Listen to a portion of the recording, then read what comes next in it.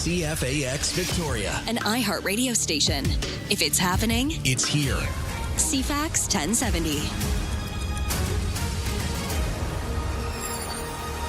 Hello, good morning. It is 6 o'clock on Thursday, June 25th. Well, today's the day where things are kind of changing. We've got some clouds rolling in, a chance of showers this afternoon, and periods of rain coming at us tonight. Right now, though, just partly cloudy and sitting at 16 degrees. We'll get a full forecast your way in just a moment. Right now, the news begins, and here is Lisa Best. Thanks, Ryan. Good morning. Police across this province issuing another warning to riders of e-scooters and e-dirt bikes after a number of teens were seriously injured this past week. Nanaimo RCMP say a panel van and a 15-year-old on a scooter collided at the intersection of Metro Drive and Bergen Op Zoom Drive. This week, the driver remained at the scene cooperating with the investigation. The driver of the vehicle was issued a ticket for failing to yield. The teen was given a ticket for failing to wear a helmet and operating the e-scooter while under the minimum age of 16. Meanwhile, across the pond on the mainland, Burnaby police say a 15-year-old was hospitalized after crashing into another vehicle that was on the Barnett Highway on Tuesday. That was a day after a 13-year-old on an e-scooter in Maple Ridge was taken to hospital. Police in Abbotsford in the Fraser Valley say two teens were caught riding in dirt bike e-bikes recklessly on June 15th, weaving in and out of traffic and reaching speeds of 55 kilometers an hour before they were caught. Police say BC Children's Hospitals reported 81 e-scooter-related visits to its ER department between April of last year and this past March. That is more than double the 37 visits reported in the previous year. This is more and more of these vehicles become available. You have to be 16 to ride these and older, and you also have to wear the proper gear. The mandatory piece of equipment is a helmet. The U.S. Coast Guard helicopter crew from Port Angeles helped evacuate an injured 33-year-old female hiker from Mount Larrabee in Washington's Mount Baker Wilderness on the weekend. The woman fell 120 feet into a steep gully, and she could not descend any further due to the extent of her injuries. The hiker was hoisted up, transported to Bellingham Airport before dark when emergency medical services were waiting for her. Victoria City Council talking about the R word again, discussing the idea of a non-binding referendum on amalgamation at tonight's meeting. Saanich made it official in a news release that they will be conducting a non-binding vote in October. The question on the ballot is always that simple one. Do you support Saanich and Victoria becoming one municipality? A citizen assembly has been working towards the idea. However, the BC government is opposed to a binding referendum on the issue. A group of economists are raising the alarm what they call data quality crisis in this country. Desjardins, in a new report today, says the Data Stats Canada reports is less reliable than usual and subject to bigger revisions. Deputy Chief Economist Randall Bartlett says he's worried data collection could get worse as the federal government pressures the agency to find cost savings in the coming years. Not necessarily just finding savings at Statistics Canada, but ensuring that they have adequate resources, tools, and direction to ensure that they're being efficient, but providing the best possible output that they can. A spokesperson for Stats Canada says it's normal to expect volatile data in periods of economic upheaval, but adds those fluctuations should smooth out over time. The Canadian dollar has steadily fallen over the past several weeks to trade around 70 cents U.S., down about 4 cents since the month of May. Sarah Ying of CIBC Capital Markets says a slow Canadian economy against a stronger U.S. economy is weighing on our loonie. The Canadian economy is doing better. There's green shoots here, but it's not enough to become visible in a world where there's a lot of economic tailwinds going for the U.S. side. Ying expects the loonie to continue to weaken over the next couple of months before finally starting to recover.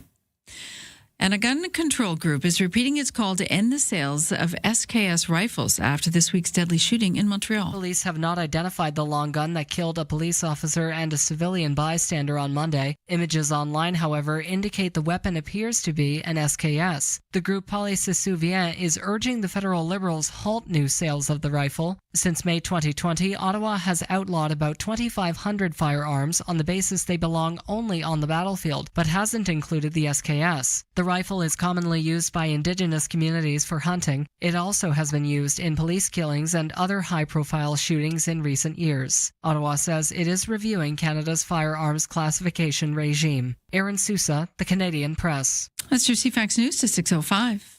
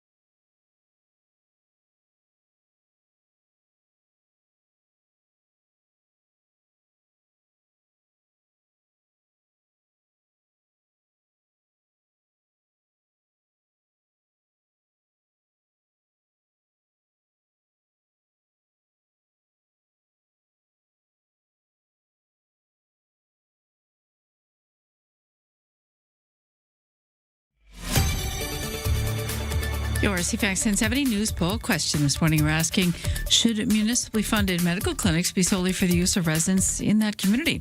64% say yes. You can vote at cfax1070.com, also on the iHeartRadio app. I'm Lisa Best. News time is 6:06. Thanks, Lisa. We got the winds of change blowing. I know. I'm being very literal with that. It's a chill in the air, too, a little bit. The winds are blowing, and they're bringing change. We've got a increasingly cloudy day. We've got some rain by the end of it, and we'll get to the full forecast in a moment. Right now, though, it's dry. We got just partly cloudy skies, bit of a cooler breeze blowing, and 16 degrees. Well, let's talk about that soccer game and the whole World Cup with our World Cup report. This is your TSN Radio FIFA World Cup 2026 update. I'm John Rodenberg. It was a Swiss miss for Canada's hopes of remaining at home for the knockout round of the World Cup.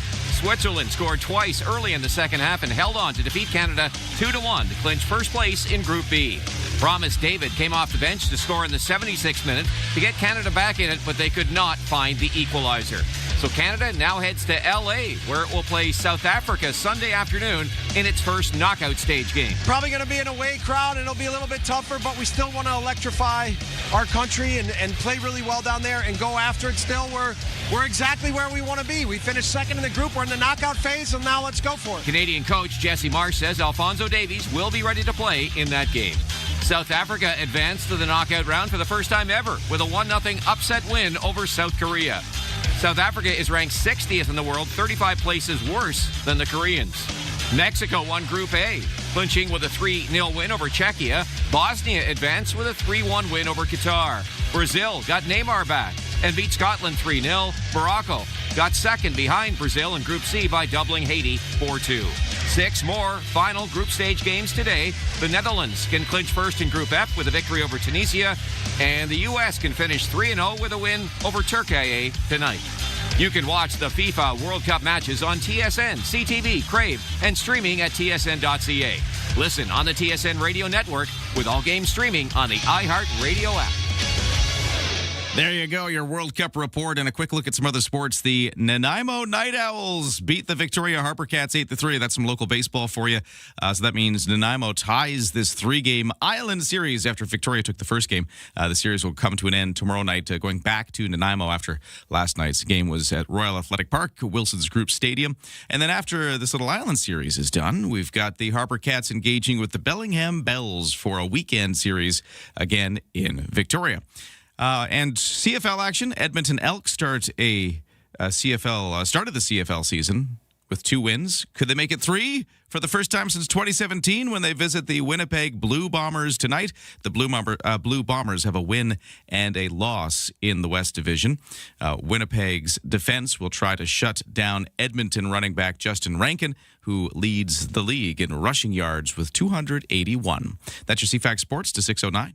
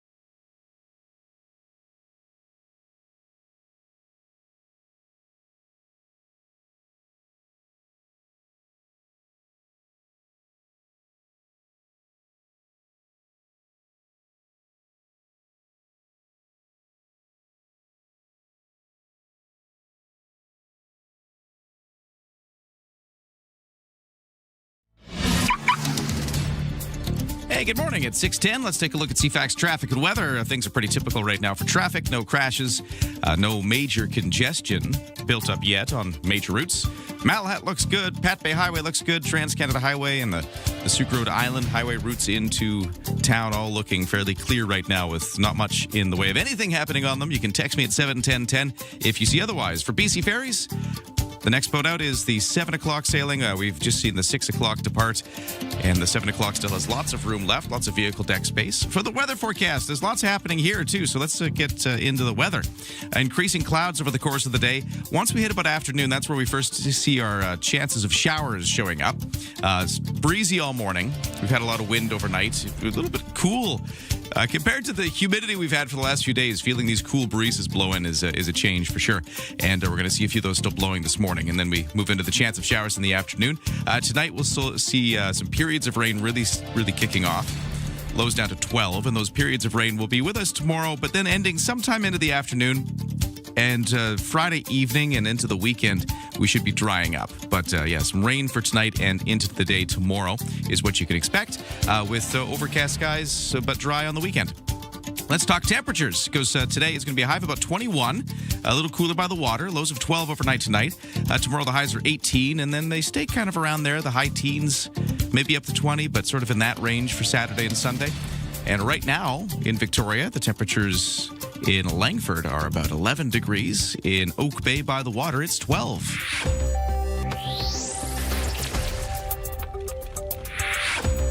On the markets, opening bells will ring later this hour, so let's check out how yesterday closed with Aaron Sousa. Canada's main stock index dipped yesterday. Toronto's S&P TSX lost 191 to 34,736. In New York, the Dow climbed by 182 and the Nasdaq slipped by 110. In Tokyo this morning, the Nikkei surged almost 3,200 points to a record close. The Hang Seng in Hong Kong, however, lost 335. Our dollar is trading at 70 and 29 cents US. The loonie has been sliding for weeks as it finds itself caught between a weak domestic economy and a strong U.S. dollar. Experts expect a rebound later this year. Economists say Canada is facing a data quality crisis. Desjardins says Statistics Canada has been leaning more on projections over hard data. One expert worries about the future of Canadian data collecting as Ottawa looks to rein in spending. And south of the border, a candidate for U.S. Senate has made Canada's new Michigan Bridge an election issue. Democrat Mallory McMorrow has accused President Donald Trump of blocking its opening for financial reasons. From the Canadian Press Business Desk, I'm Aaron Sousa. Thanks for starting your day with us. Ryan and Lisa, mornings on CFAX 1070. Good morning. Welcome to Thursday. We got Lisa on the news desk. I'm Ryan. So glad you can join us and make CFAX a part of your morning as we kick the day off. Lisa, how you doing? I'm good. It's Thursday. It's Thursday. And the weather's changing. Weather's changing, although I'm not offended by a bit of rain. I'm glad to see it, and I'm glad it doesn't stick around too long. You notice the leaves are starting to droop a little bit. Yeah, and all the grass is looking kind of brown, and it's not bad to get a bit of rain. It's just periods of rain coming at us kind of later today and through the bulk of tomorrow, but by Friday evening, it should even be drying up. At least that's what the forecast looks like right now. This is what we want to hear. A little sunshine for the weekend. And I don't know about you, but we love to complain about whatever weather we have. So we've had some lovely. We love to talk about it. That's true. It's always a topic of discussion. Because we've had this lovely, warm, sunny stuff for the last few days, but even then you find reasons to complain. It did stay quite warm overnight for the last few nights, and I know my oldest child was complaining about how it was hard to sleep because it was too hot. It's too hot at night. Fix it, Dad. Yeah. So he's happy. I love that as a parent. Why aren't you fixing this for me? It's like, well, honey, I'm not God. Yeah. Speaking of children, final days of school continue. We've got a number of children out there. How's the teen spirit going? Already done. My high schooler had his last day yesterday. Mm-hmm. I understand that it's very different depending on which school district you're in and which school you're in. It's kind of different this week, but every day it's a new round of, hey, you had your last day of school. Is he at the point where he's trying to juggle his school life with his social life? He's sort of developing that social life now? Oh, yeah, exactly, yeah. All right. And now the summer is awaiting. And then I've got a middle schooler who's not done yet. Today's his last day. So we had celebrating a last day yesterday. We'll celebrate another last day today as school winds up. Much cake and happiness. So much happiness. Well, for them, it's such a big deal. I know, it is, and they yeah. have these mini graduations now. I don't know what do they call them. Do we have that? We don't call them graduations, but it seems every grade they have this. Hey, you made it, and I think it's a nice celebration to have. When I went through school, it's like, here you go, here's your diploma, you're on your way. Now the bigger deal is made about it for kids, and I think it's good. They look forward to that rite of passage. It's something exciting for them. Well, congratulations. Anybody out there who has a school-aged child, or maybe you're listening and you are a school-aged child, congratulations on making it through the year. Have a wonderful summer, which is really kicking off for school kids all around Greater Victoria as of this week on various days. 6:16, let's get over to the headlines with Lisa. Across the pond, dredging of Vancouver's Bard Inlet will go ahead, making room for larger oil tankers loading up from the Trans Mountain Pipeline. The Vancouver Fraser Port Authority says it got the required federal permits for dredging along the navigation channel underneath Vancouver's Second Narrows Bridge. The work is scheduled to begin in September. The Port Authority said it needs it to be done so that the larger ships, which currently can only load about 80% to clear the inlet, can actually take on more. To Venezuela now, where rescue teams are rushing to reach the hardest hit areas of that country to free people trapped under rubble following two powerful earthquakes yesterday, a 7.2 and a 7.5 magnitude back to back. Acting President Delcy Rodriguez says at least 160 people have died and close to 1,000 injured. The many countries sending out search and rescue teams, medical resources, and humanitarian assistance to the South American country. And several Canadian news and cultural groups are demanding clarity and taking questions to Ottawa following the new $2.3 billion national AI strategy. They're concerned over Ottawa completely omitting the word copyright from the 50-page document. They're asking the government to take a stand on how AI systems use copyrighted content. The groups are urging the government to reject any legal exemptions that would allow AI firms to train their models or copyrighted content without permission or compensation. The policy gap comes amid intensifying legal friction as a coalition of major Canadian news outlets has launched a lawsuit against OpenAI over unauthorized data scraping. And that is your headline news to 6:17. Okay, let's get to it. Let's talk about the Canada-Switzerland game at the World Cup of Soccer taking place at BC Place Stadium yesterday. I want to go over some of our feelings in just a few moments. If you want to join in the feelings, text us at 71010. We're going to have that conversation in just a moment. Also, sports guy Steve will join us a little later in the show as well, because I'm very curious to ask him about a few things, but we'll get to that in just a sec. He said it was either going to be Happy Steve or Grumpy Steve. Maybe there's a silver lining. Is it silver lining, Steve? Yeah, okay. Silver lining, sports guy Steve. I'm hoping for that one. We're going to get into that later. But first, your thoughts, if you want to share them at 71010. I do have a text here at 71010 about the end of school, which is this week for a lot of our Greater Victoria and Sault School District and Peninsula School District, all of them. Anyways, this texter says, students didn't do anything for the last 2 weeks anyways. Well, they're kind of like seeing the light at the end of the tunnel or the horse to the barn or whatever analogy you want to use. It's hard to keep that contained. What's the current version of the teacher wheeling the trolley with the TV and the VCR into the classroom? Did you have that? Yeah. We got movies. Yeah, so there was movie day, right? They'd have to get the trolley, the little cart that had the TV and the VCR. What's the equivalent of that today? Because I'm sure they don't do that. Don't we just dial it up on our phone now? I don't know. Is that what it is? I don't know. I just remember, being taken to the theater and they'd play Wuthering Heights, the old version or something. I'd just fall asleep. Yeah. That was great. How do they work movie days nowadays? Anyways, Texter, thank you very much for weighing in. But we'll talk soccer next.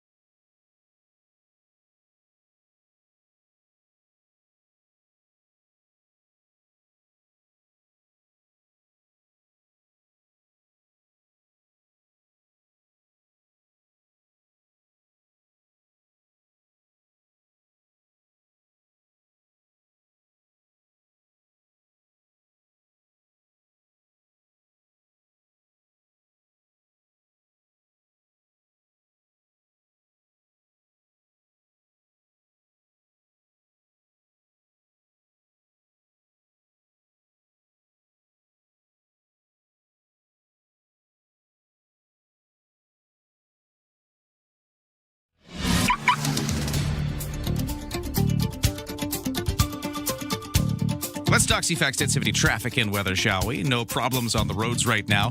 7-10-10. If you see anything, send me a text. See a crash, see something unusual, or maybe you see something unusually good. Maybe traffic's just flowing brilliantly, which is kind of what it looks like right now. Let me know if I'm right. For BC Ferries, no sailing waits. For the weather forecast, we are looking at increasing cloudiness today. We'll see a chance of showers by this afternoon, and then periods of rain overnight tonight and into Friday. Kind of for the first part of our Friday, we'll see periods of rain easing up later into the day Friday. The weekend dries up. Saturday, Sunday are partially overcast. Might see peaks of the sun here and there, but expecting some cloud and just cooler temperatures for the next few days. It's going to be highs around 18 degrees, 20 degrees, sort of in that range, rather than the really warm, muggy stuff we've had for the last few days. So the change is here, and we're actually feeling the wind still this morning. It's a bit breezy off the Juan de Fuca Strait. That's going to continue this morning as well as that weather pattern changes. Right now, the temperatures in Victoria, the official one, is 15 degrees at the Victoria International Airport. It's 12 degrees in Colwood. In the kitchen, in the car, and at the office. Ryan and Lisa, mornings on CFAX 1070. Take us with you. Listen live on the free iHeartRadio app. I went to the game last week. This was kind of the polar opposite. It felt very, very painful in a lot of ways, I got to say. I was telling my friend here, I almost would have preferred getting blown out because we were so close to tying it at the end, but we just couldn't make it happen. Yeah, it's brutal, soul-crushing, really. We got to keep expectations realistic. Canada progressing at a World Cup through the group stages, scoring 6 goals in a game. I mean, this is a good tournament for us. When the guy hit it with his head and it almost went in, but then the goalie caught it so easily, it was like, my heart was a little bit broken. I got nothing, man. What can I say? The ball almost went in, it didn't go in. It was very exciting. For a Swiss Canadian, there's no losers today. I would have been happy with either team winning, but I have to say I'm really thrilled for my Swiss national team. Those are some of the opinions being expressed after the game at the stadium yesterday as Canada lost 2-1 to Switzerland, but still moved on for the first time in its history at a group stage at a World Cup. So civilized that way. You can lose and you can still move forward. So that's what happened yesterday. Feel free to weigh in at 7-10-10 if you have thoughts on how things went, because there's a ton of things to discuss here. One is just the game itself yesterday, but the other thing that happened later, this is the other remarkable thing, is at the end of yesterday's game, we didn't know who we would play when we moved on. We did know that not winning the group yesterday meant Canada went on, but not to BC Place Stadium. We knew we'd have to go to LA for the next game. Still amazing. Canada moves on for the first time in its history at a group stage of the World Cup. So it's good news. Just it would have been nice to have it at BC Place Stadium again, have the home field advantage. So we knew that was the path, but the thing we didn't know at the game time yesterday when the game was wrapping up was who we would go and play. That has now been determined. Mystery date. Yeah, our mystery date has been determined, and it's actually kind of an interesting outcome. It's South Africa who will play us at the World Cup. Now, I don't know anything about anything, but from my understanding from people who do know things, this is actually a good result for us. So South Africa beats South Korea 1-0, which was a big surprise because South Africa is ranked way lower in those FIFA rankings. South Korea was the team that I guess would have been expected to be the ones. They were expected to win that game and expected to be the ones Canada played because that's how the matchups would have gone. Correct. But South Africa is a lower ranked team. Also, here's the thing. People were saying that in LA, where we're going, there's a huge South Korean community. So it would almost be like that was kind of home field for the South Koreans. There's a huge kind of population there that would be there cheering for that team. That would be kind of the home team feel. Whereas South Africa and Canada, there isn't so much of that in LA. There's no real natural team to cheer for. So it's kind of a neutral ground. Okay. So again, Canadian people talking about this, saying that this is actually a good outcome. We've got a team that's a little lower ranked, and we've got neutral ground to play our next game on, which will be Sunday at noon. It sounds like a lot of silver linings, but we'll take it. I'm just racking up the silver linings here. What are the positives out of all this? We don't see another loss. We never know. Yeah. But playing in LA while we're still on the West Coast. Yeah. Kind of, sort of. Yeah, and it's also for both teams, for both Canada and South Africa, first time either of these countries have made it out of the group stage at the World Cup. So they're both sort of like bridesmaids making good here. Yeah. Oh, I like that. So I thought that was kind of cool. So both teams are worthy. Yes. Okay. But Canada's got to win. Yeah. Texter at 71010 says Canada has never advanced this far, never scored this many goals, and are now in a position to play a team that is seated lower than us in the world rankings. The only disappointment is that the game is not in Vancouver. Right. So that's one opinion here at 71010. But just think of like your local watering hole, the local pubs, all the restaurants that have got the screens up around Victoria. It's going to be heavy appeal here. Yeah. You know, we're going to be huddled around TV sets and probably, are we carrying it again? Do we know this yet? Oh, we got the green light yet? We should double check with boss man Brad. We'll let you know as soon as that call's made. Okay. But yeah, Sunday is the next game at noon, and I think it's the only game on the schedule too. It's the only World Cup game. Oh, this is perfect. And I got one other thing I want to talk about. And again, I gotta ask Steve about this because I don't know the answer to this. But a really interesting thing happened. We do need Steve. So Canada's captain Alphonso Davies, right? Yes. Do you remember how there was all that talk leading up to yesterday's game that this is when we're going to see him? The coach Jesse Marsh was saying he's going to make an appearance. He might not start, but he's going to make an appearance. He was very definitive about saying that in the news conferences leading up to yesterday's game. But then what happened? We did not see Alphonso Davies. Correct. So what gives? The coach Jesse Marsh is now saying he did that as a decoy. He was doing it to try to trick the other side. To psych them out. To psych them out and make them prepare for the arrival of, it's Canada's best player. He's just been injured, so he hasn't been playing. So, and they're keeping that mystique up. Is he going to be there? Is he not going to be there? Yeah. So then looking forward to LA, do we have a definitive answer on that yet? Well, he's saying it again now. Oh, okay. But now it's like, well, you've cried wolf. I don't know. Are we actually going to see Alphonso Davies on Sunday? Now we probably will if he's got to flip that script. Maybe. Yeah, but There's drama on the pitch. I like that. Exactly. That's the term he used. He was a decoy. He was just psyching out the other team. Interesting. So that also happened. Anyways, lots more to talk about. That's about the extent of my knowledge about what happened yesterday. Works. That was pretty solid. Yeah. And now we'll get Sports Guy Steve, Silver Lining Sports Guy Steve. What time? He's coming up. Is he awake yet? Not yet. So we'll call him in the 8 o'clock hour. He's going to join us. You know what else we're going to do later on the show? That? Sports Guy Steve's coming, but also we're going to play another song that has to do with boots at some point. Right on. Because we're giving away Kinky Boots, the musical tickets, all this week. You just got to call in at 250-386-1161 when you hear a song that references boots. Could be any song. It's not necessarily from the musical. When you hear a boots song, get ready to call. Because that opening night, we're giving away tickets to opening night. Lots of fun. Is less than 2 weeks away now. It's Tuesday, July 7th. All right. Much to come on the show, including the 6:30 news. Next. From CFAX 1070. Here's what's happening around the island. Downtown Victoria is alive with free soccer-themed events, live match screenings, and more. Details at downtownvictoria.ca. Celebrate summer at the 59th Annual Saanich Strawberry Festival, Sunday, July 5th, 11 to 4 p.m. at Beaver Beach at Beaver Lake Regional Park. Get more event info at CFAX1070.com. If it's happening, it's here. CFAX 1070.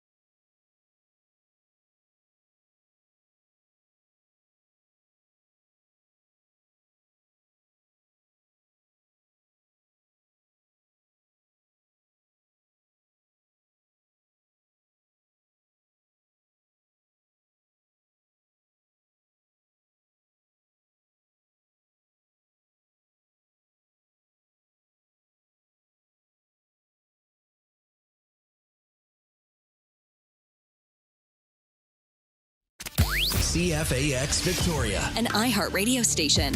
If it's happening, it's here. CFAX 1070. Hey, Hey, it's 6:31 on this Thursday, June 25th. The weather's changing today. Some cool winds are blowing. We got some rain by later in the day, and we'll tell you the full forecast in just a moment. Right now, though, let's get to the news, and here is Lisa Best. Vic PD looking for a suspect in connection with two armed robberies at gas stations this spring. They both happened in April. 42-year-old Andrew Anthony Charles is facing a number of charges. That's Andrew Anthony Charles. Robbery, disguised with intent, and one count of using an imitation firearm during an indictable offense. Vic PD also looking for potential witnesses or any dash cam footage you may have around the Victoria International Airport if you're there on June 20th between the hours of 6 and 8 a.m. Anyone who may have seen a woman waving or flagging down a motorist, no other details released on this, but if that tweaks your memory, give Vic PD a call. A humpback whale found heavily entangled in discarded fishing gear off our island is swimming free again after a coordinated rescue effort involving Canadian military personnel and the federal fisheries officials. The whale, which has been nicknamed Artemis, was first spotted in mid-June in the Strait of Georgia and monitored by authorities for about 3 days before it was finally freed from the last of the ropes. While whale entanglements are not uncommon along our coast, each rescue presents a lot of unique challenges for the crews who have to work very close quarters with the animal on the water in sometimes choppy conditions. Choppy report on our ER system. A new report finds wait times at emergency departments across the country are made even longer by the lack of available spots in long-term care facilities and home care programs. The report by the Canadian Institute for Health Information says patients who could be discharged to rehab centers, long-term care homes, or home care end up waiting an average of 24 days in hospital inpatient units. The trickle-down effect means other patients who need to be admitted to the hospital are stuck waiting in the emergency department for a bed to become available. Half of admitted patients had waited in the ER for more than 16 hours. 8% of patients admitted to hospital became alternate level of care, meaning they no longer required acute care but couldn't be discharged because there was no appropriate follow-up care ready for them. Karen Rebo, The Canadian Press. A group of economists raising a warning about what they call data quality crisis in this country. Desjardins says a new report today that the Data Stats Canada report is less reliable because fewer Canadians are answering surveys. And the U.S. tariff dispute is skewing trade data. And Deputy Chief Economist Randall Bartlett says there's consequences for policy making in this country due to this. There's a real concern that, it becomes garbage in, garbage out, that if the data quality is extremely poor, even so-called evidence-based decisions ultimately could become poor decisions because of the fact that the data that those decisions are based on is of very poor quality.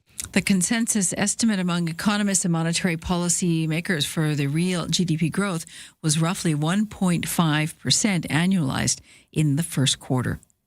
The Canadian dollar has fallen steadily over the past several weeks, now trading around 70 cents U.S. That's down about 4 cents since May. Carl Shimata, who leads Corpay's currency research group, says the weakness in the loonie is coming from south of the border. It's essentially being caught in a pincer movement between a slow and weak domestic economy and a U.S. dollar that is crushing all of its global rivals. It's really both forces acting on it at the same time. Carl says the AI boom is driving more investments to the U.S. as companies turn around higher profits and the U.S. economy performs better than expected, all weighing down on our loonie. That's your news to 6:35.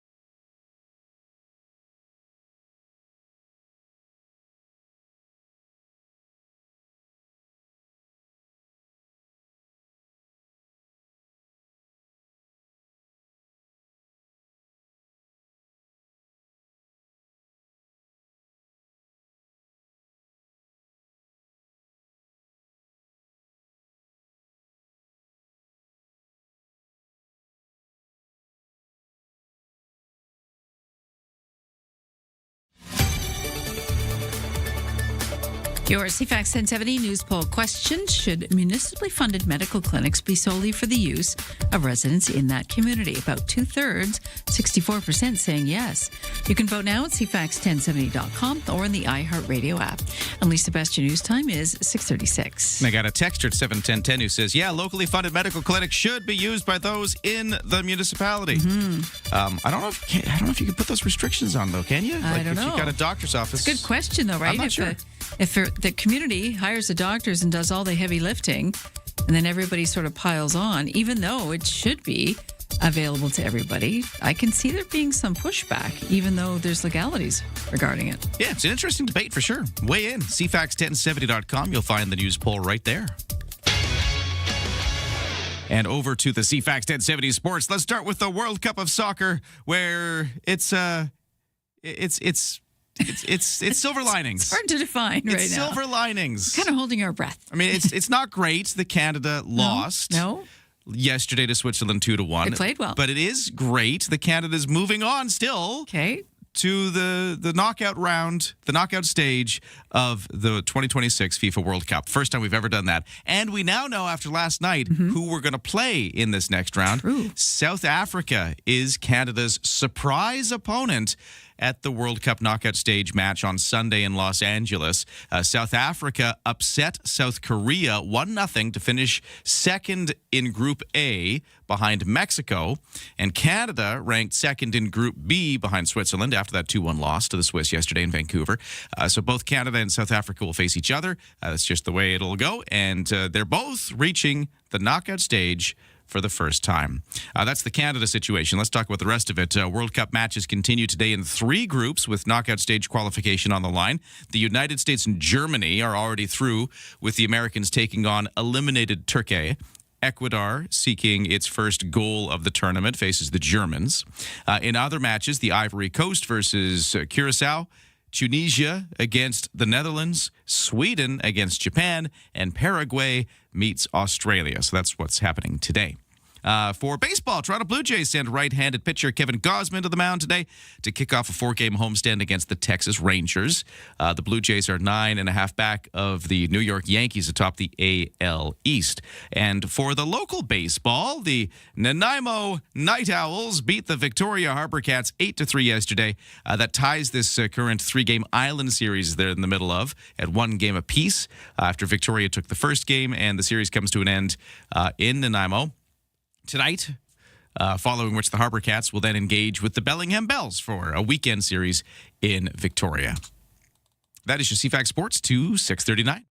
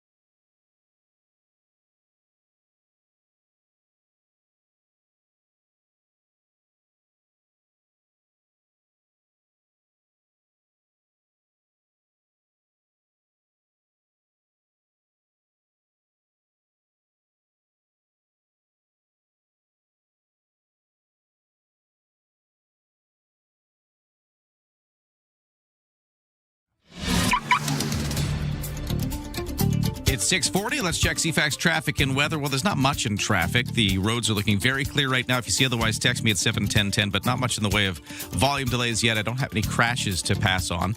Road work continues at several spots in Victoria, though. Government Street continued closure fully 24/7 at Bay Street, northbound to John, north to John. It's north and southbound that's closed, but that's the stretch that's closed at Government. And the gas main Construction work that's going on kind of around Caledonia is now up towards Cook Street. Watch out for that. It's going to be affecting things with single-lane alternating traffic a little later into the morning. And for the weather forecast, that's where things are really interesting. So we got clouds rolling in today. There's a bit of this cooler breeze that's been blowing overnight, blowing away all the humidity that we've been experiencing for the last few days. And now it's getting into, by the afternoon, a chance of showers. By the evening, periods of rain that'll last overnight and into the day on Friday. Those periods of rain start to ease off kind of sometime into later Friday afternoon. By evening, we should be done with it, and the weekend looks dry. But yeah, that periods of rain coming at us mostly for tonight and tomorrow.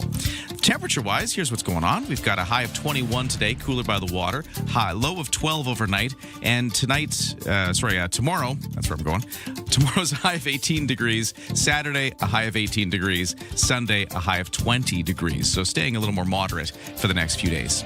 Right now for the temperatures, the official temperature at the Victoria International Airport is 15 degrees. In downtown Victoria, it is 13 degrees. Opening bells just ringing for North American stock markets, so no results as of yet. I can tell you yesterday, losses in the basic materials and energy sectors weighed down Canada's main stock index. The S&P TSX in Toronto was down 191 to close at 34,736. In New York, the Dow Jones Industrial Average was up 182 to 51,848. NASDAQ lost 110 to close at 25,476. And then the Canadian dollar trading overseas at 70.3 cents US, which is up a tiny bit compared to Wednesday. But overall, you might have noticed the Canadian dollar has been slumping quite a bit. It has been steadily falling over the past several weeks. It finds itself caught between a weak domestic economy and strong demand for the U.S. dollar. That's what the experts are saying, at least. As of early May, the loonie was trading around 74 cents U.S., but has now been down around 70. The currency research group Corpay says the U.S. dollar has been crushing its global rivals due in part to the AI boom and a better-than-expected economy. But Scotiabank analysts say they expect the loonie to have a rebound to about 75 cents U.S. by later this year. Some thoughts on the dollar, and that's your business news. Ryan and Lisa. Mornings on CFAX 1070. Remember, you have us in the palm of your hand. For listeners on the go, listen live on the free iHeartRadio app. Did you know that BC has a new town? Really? There's a new municipality. Where? It's the Okanagan. Yeah. Just south of where Penticton is. It's a place that's existed before. Okay. It's called Okanagan Falls. And is it because of the population that's... Well, the residents voted to do this. The community kind of came together and decided to incorporate. Oh. So how many residents? It's about 2,300 people, just a little shy of that, but that's rounded up. And for the first time in their history, they will vote for a mayor and council in this October's elections. Well, that's cool. But I just thought that was neat. I guess it's a place that's existed before. It's been known as Okanagan Falls for all of its time, but it's always just been one of those unincorporated areas. Interesting. So they have like about 2,000 residents? Yeah. So can they divide that into quarters and then talk about amalgamation? Just had to put it out there. That's pretty good. I'll get to that in a second. Actually, we are going to talk amalgamation. That's a good pivot. I like that. So anyways, welcome Okanagan Falls to being a town. Yeah, you're all shiny and pretty. Just there in the Okanagan, south of They got a Penticton. coffee shop. They got a fire hall. Yeah. But speaking of amalgamation, that's been an interesting story locally. We are going to cover that a bit today because we had Trevor Barry from the Capital Region Municipal Amalgamation Society on the radio with Josh and Jade yesterday, and he was reacting to the fact that the province won't let us do a binding referendum question, or I guess, plebiscite question on the ballot this fall, which is what they were hoping for. So dumb it down for me. Binding would mean that whatever the results were, they would have to act on it? Yeah. So why would the province weigh in on that? Well, I guess so. This has been a long process. Yes. We've already had a non-binding vote previously that said, hey, residents of Saanich and Victoria, that's what we're talking about specifically. Yes. So everybody else is not in this, but Victoria and Saanich. For now. Do you want to amalgamate? Or I think the question was like, do you want us to explore maybe looking at it kind of? To spend $250,000 to explore, to kind of look at it. Yeah. Yeah. So now they've done a bunch of studying. They've done a report on it. Turn it over, examine it, yes. And now the folks who would like to see amalgamation want to get this to the stage of a binding question where this will be the definitive thing. Right. But the province has said, no, feel free to do a non-binding question if you want, but you can't do the binding one. I just don't understand why the province would weigh in on something like that. Well, they have to approve it. So the Right. province has to be the one to grant it either way. But yeah, why they made that decision, I'm Why not say exactly no? sure. Okay. Trevor Barry, who's, again, the guy from the Amalgamation Society, he spoke yesterday on CFAX. There is no benefit in holding a non-binding question at this point. There was in the past when we had to decide we wanted to explore this. And the voices of the people were, there's always the voices of no. And, that's great. They should have that opportunity to be heard in a final binding ballot question. Yeah. And it should have to be mutual consent, right? Victoria has to be 50% plus one, and Saanich has to be 50% plus one. But that should happen one last time. And that should be the definitive answer to this question. It should not get dragged out any further, at some cost, I might add, and with no benefit. So there you go. That's his take on this decision. Okay, so I'm going to ask your thoughts. Yeah? Do you agree with him? Yeah. Me too. Like, why spend more money for something that doesn't come to fruition, like one way or the other? Yeah, let us know what you think at We 7 need an 10 10. explanation on this. Yeah. Well, we are going to talk to the mayor of Saanich. Good. The mayor of Saanich is joining us coming up in the 8 o'clock hour. He's going to talk about their take on this. Victoria City councillors will be discussing this at their council meeting today. So this is kind of in the air today, the amalgamation question and whether or not it's just kind of fizzling and not going You anywhere. may smell it past once in a while. Can you smell it in the air? The scent of amalgamation. Yeah.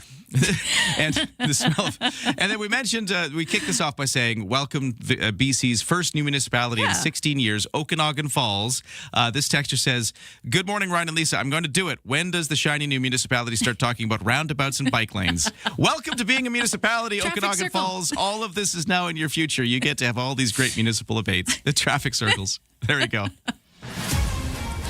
6:48 to the headlines. Here's Lisa. An economist said that as Canada gains clarity on economic issues, it should rebound towards the end of the year. Emphasis on should. Weighing in on their summer outlook, Deloitte Canada chief economist Don Desjardins says believes a country that will see business investments accelerate and job creation. The report says Canada's economy is forecast to rebound toward the end of the year, bringing growth to 0.7% for this year after a weak activity in the first quarter.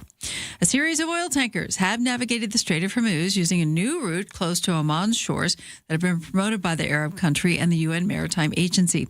The deployment comes amid threats from Iran's Revolutionary Guard against vessels transversing that key waterway. The U.S. and Iran have agreed to a 60-day period to resolve issues related to the deal.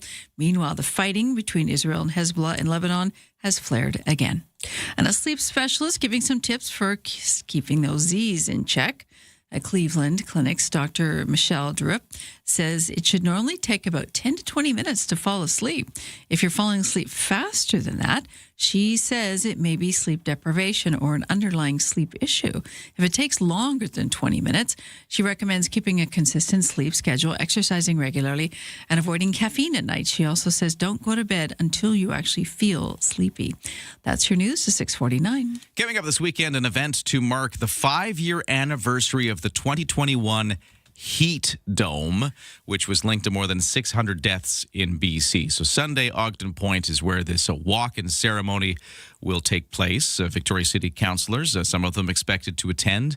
We're going to talk to one of the organizers of this event from a group called Victoria Cool Kit.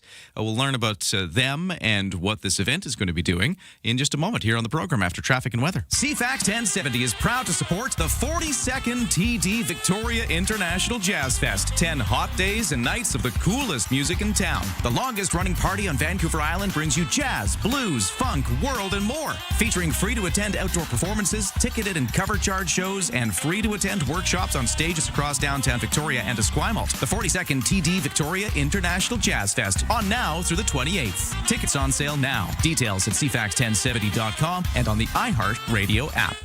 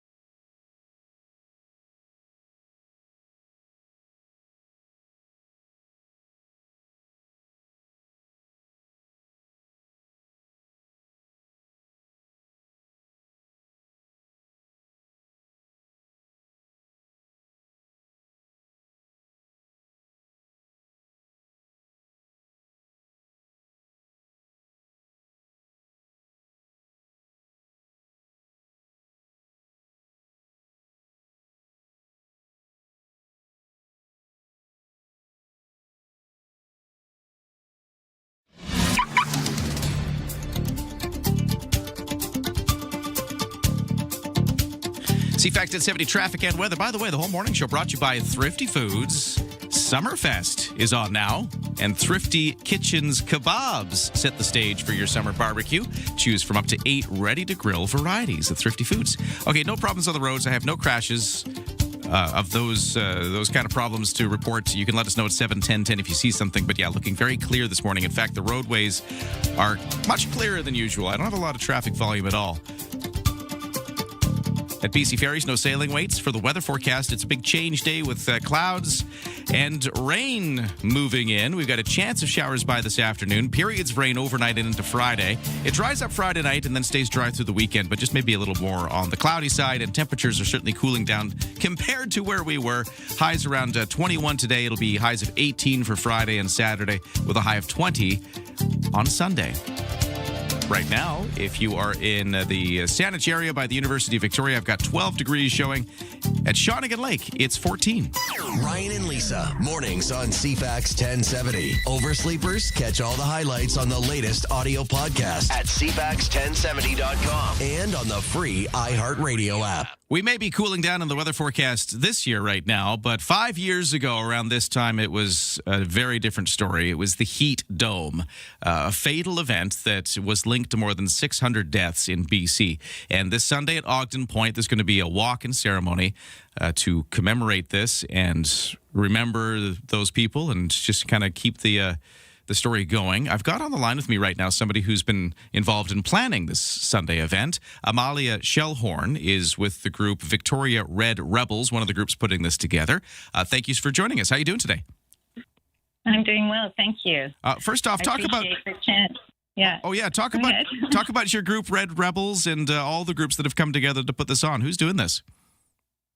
Okay, well, the Red Rebels have really come out of Seniors for Climate, which is one of the organizations. We're also collaborating with EcoJustice, with Cape and Cane, that's the nurses and physicians for the environment, and with Victoria Cool Kit and the new BC Heat Collaborative. Did you guys all come out of the Heat Dome as reaction to this, or have these organizations come from different places? Well, the BC Heat Collaborative is forming. There's also a group in Vancouver that's planning an action for the same day, and that is a collaborative of organizations that have already been very involved in working to protect for adaptation and mostly mitigation against climate change. So a lot of us are involved in multiple groups, and we've reached out to one another and come together for this event. So the event is Sunday. Talk us through what's going to happen. We're meeting at Ogden Point down near the breakwater in Victoria because all of the fatalities in Victoria proper happened in James Bay, near that area. And we're going to be walking up to Mile Zero, which is about not quite 1.5 kilometers, and stopping along the way to hear short speakers. We're going to be singing. There's going to be a section of the walk that we will remain silent and have a meditative, reflective time. And it should be interesting. The Red Rebels will be there. They're kind of a white-faced, silent, gestural group that is expressive, and there's going to be the orca puppet, and at the end of the event, we're giving what we're calling fan mail to some of the counselors. We hope that several of them will show up to express our appreciation for the steps they've taken so far towards climate adaptation, and to encourage them to keep going, because there's a lot more to be done. Yeah, you're going to present some of the Victoria Council members with fans. Is that what I see here? That's right. And we're calling it fan mail because we've written messages on these fans that we're going to be giving to them. And is this a sign of appreciation, the fans, or is it a sign of, hey, do more to cool us down? Yeah, both things. In Victoria, they've recently accelerated the zero carbon step code for building, which is great. And they also have put forward a motion for maximum temperature, both in residences and in workplaces.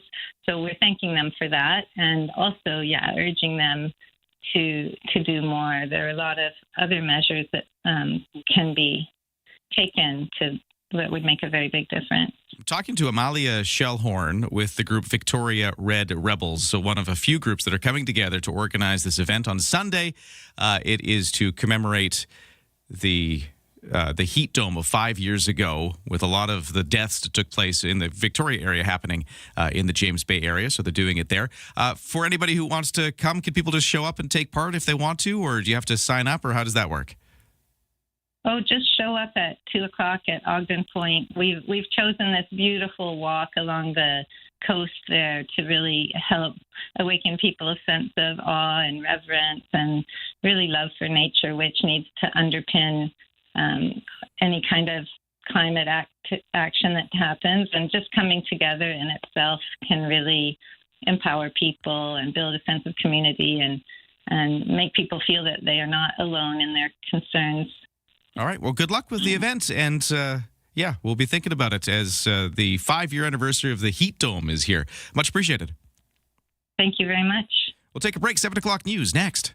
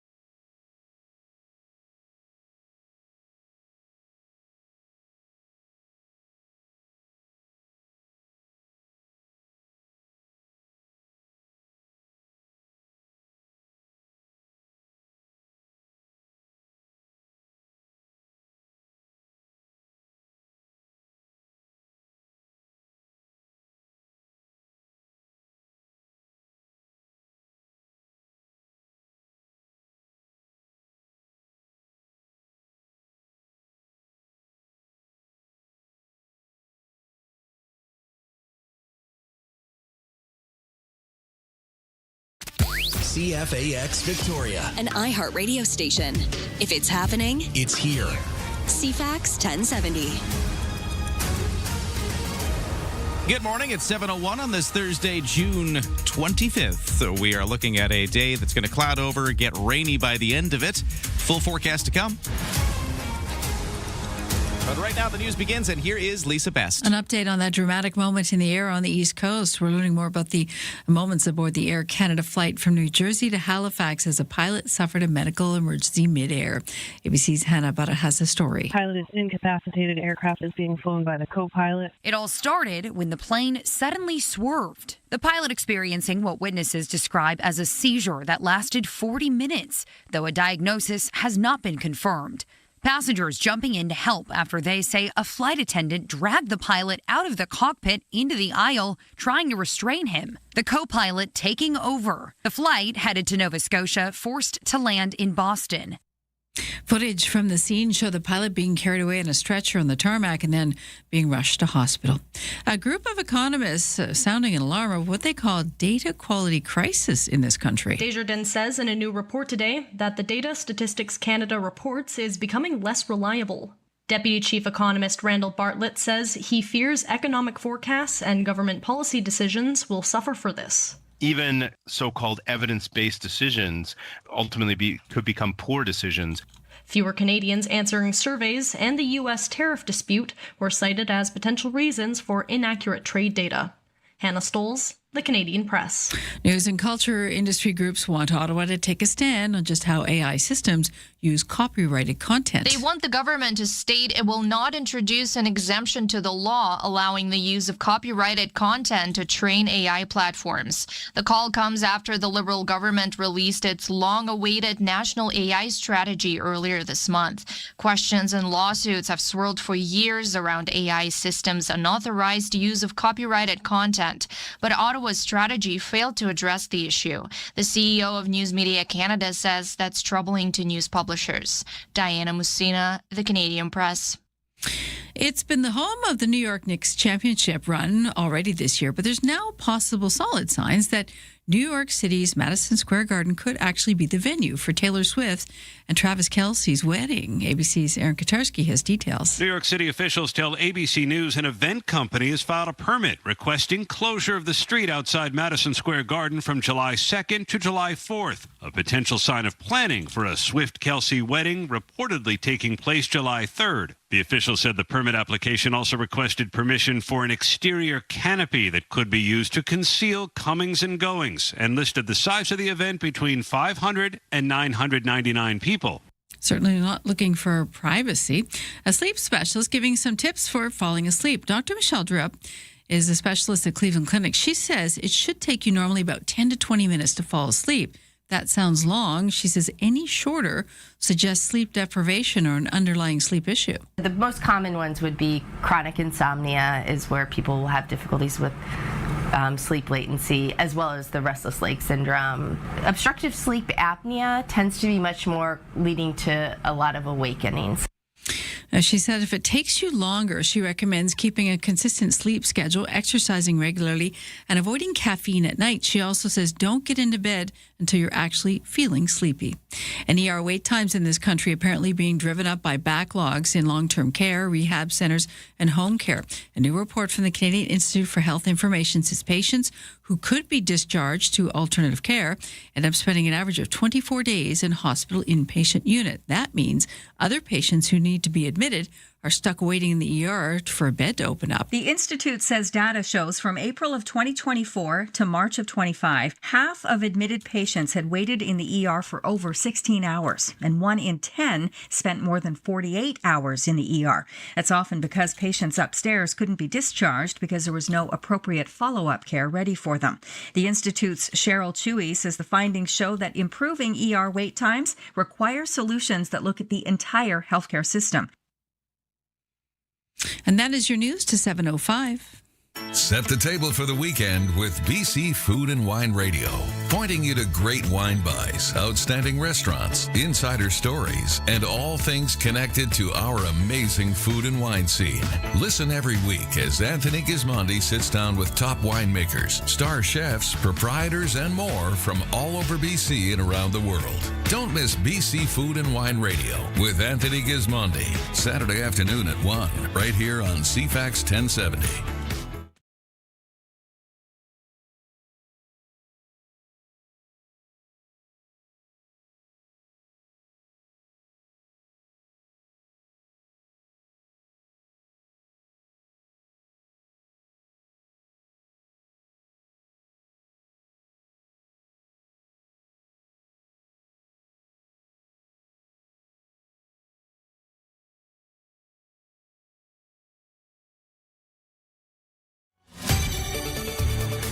Your CFAX 1070 news poll question. Should municipally run medical clinics be solely for the use of residents in that community? 64% saying yes. You can vote now at cfax1070.com or on the iHeartRadio app. I'm Lisa Best, your news time, 7:06. Thanks, Lisa. Good morning. Welcome to the day. We've got a few text messages here after we were talking amalgamation a few moments ago. The question, if it shows up on a ballot during the municipal elections, will not be binding, is the news out of the province. Right. Any amalgamation question for Victoria and Saanich will be a non-binding one if it comes up. And this texter here, responding to that issue, says, ask yourself this question. Does Victoria lose its name or does Saanich lose its name if there was amalgamation? Maybe we could do a mashup. That's an interesting one. Vixen or something. Vixen. This texter says, regarding the amalgamation discussion with the mayor, the report that was done did not address key issues like governance. Was it the award versus electing officials like they do today at large? What are the costs and savings? Very little financial data. So that texter saying maybe it makes sense that we're not doing a binding question yet if we don't have all the information. Lots of people weighing in at 7-10-10. And then this texter simply says, the city of Victoria is a dumpster fire. Why would any municipality want to amalgamate with that? So there's another text on the topic. I don't know, strength in numbers. The Saanich mayor joining us in the 8 o'clock hour to talk about that some more. So stay with us. Into the sports. So we'll get to the World Cup of Soccer first off, where we saw South Africa become Canada's surprise opponent for the World Cup knockout stage match on Sunday in Los Angeles. South Africa upset South Korea 1-0 to finish second in Group A behind Mexico. So Canada ranked second in Group B behind Switzerland after Canada's 2-1 loss to the Swiss yesterday in Vancouver. Goes on to meet that second place South Africa in their Group A. Both Canada and South Africa reached the knockout round for the first time ever for both those countries. Many World Cup matches continuing today. The United States and Germany are already through to top their groups, so they're playing today, but there's nothing that's going to change their result. The Americans will take on the eliminated Turkey. Ecuador, seeking its first goal of the tournament, is facing the Germans. In the other matches, the Ivory Coast versus Curacao, Tunisia against the Netherlands, Sweden against Japan, and Paraguay meets Australia. In local baseball, the Nanaimo Night Owls had a victory over the Victoria Harbour Cats, 8-3. So that ties up this 3-game island series after Victoria took the first game. So they've each got a win. Who's going to come out the series victor? Well, we got one more game back in Nanaimo tonight between the Harbour Cats and the Night Owls. And after this, the Harbour Cats will come back to Wilson's Group Stadium at Royal Athletic Park to have the Bellingham Bells in town for a weekend series. In the majors, Toronto Blue Jays are sending right-handed pitcher Kevin Gausman to the mound today to kick off a 4-game homestand, which will be against the Texas Rangers. So that's coming up. And also, the Rangers are 2.5 games back of Seattle, leading the American League West as they head into this. The Jays are 9.5 back of the New York Yankees atop the AL East. That's your CFAX Sports to 7:09.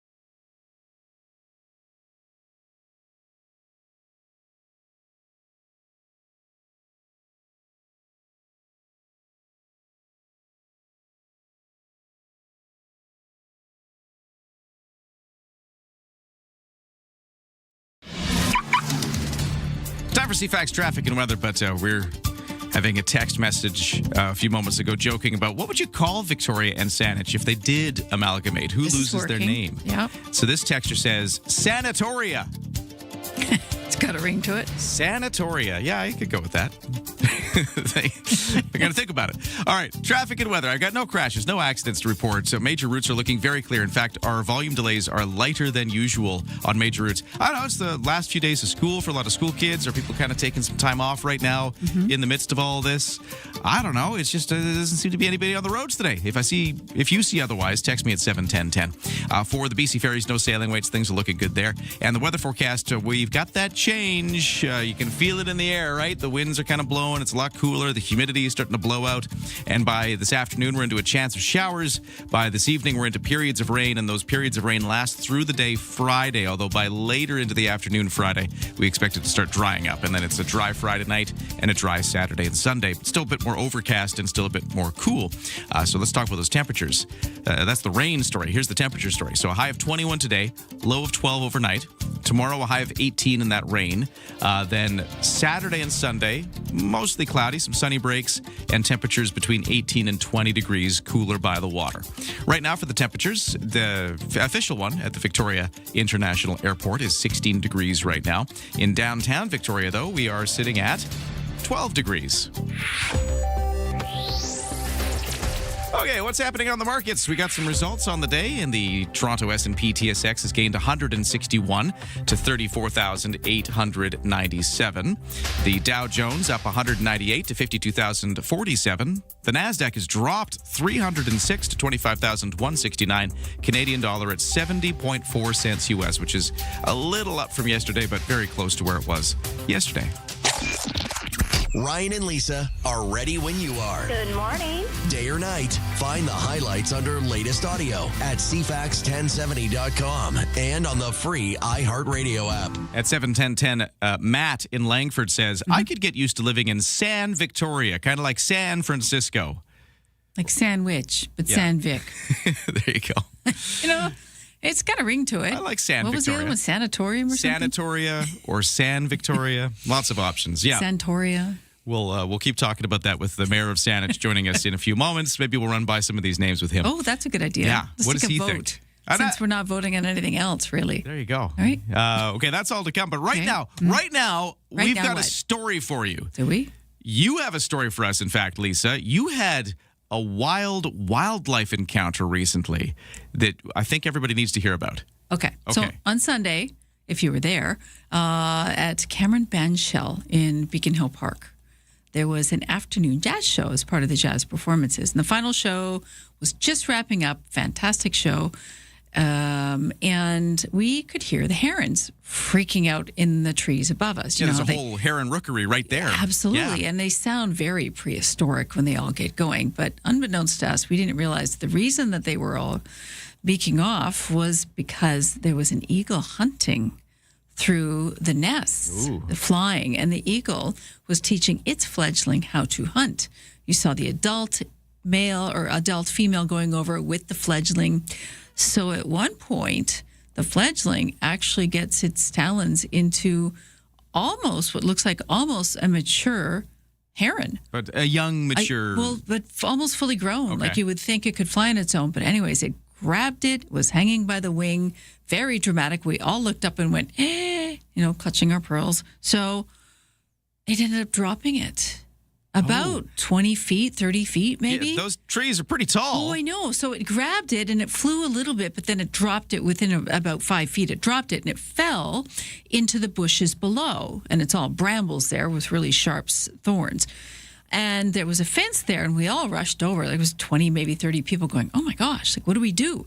And what do we do? And that's where sort of our challenge began. Because it was Beacon Hill Park, we wanted to make sure we did the right thing. So everyone was on their phones trying to figure out, do a bit of research, talk to fire, talk to Vic PD, tried to get a hold of Wild Ark, tried to get a hold of the Raptors in Nanaimo, Raptors Rescue, tried to get a hold of the SPCA, tried to get a hold of it. But it's Sunday at like 5:30. Right, yeah, hard to get a hold of anybody. Yeah, really difficult time. And I understand people have lives. It was also Father's Day, so you can factor that in.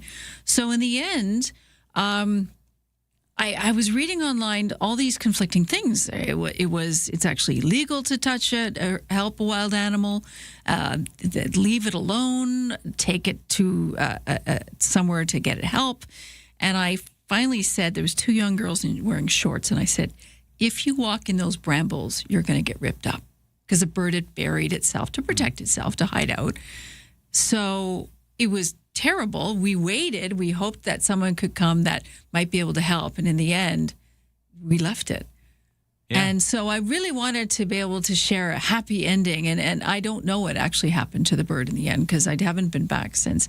And in Beacon Hill Park, they tell you on their website that the eagles will often hunt the herons, and they let nature take its course. Right. So that's kind of what you were thinking was the right thing to do, but you didn't know. Correct. Like, Well, we everybody, didn't. And the this thing is, group's sitting around going like, what do we do here, and what is the right had course it of dropped action? it in the field where we could easily access it, we probably could have easily scooped it up to protect it.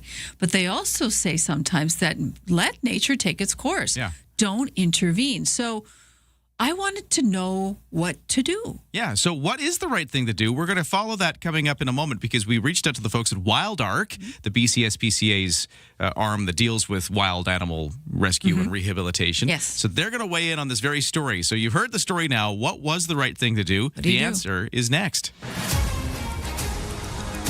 But first to the headlines. Here's Lisa. A series of powerful earthquakes have killed over 160 people in the South American country of Venezuela.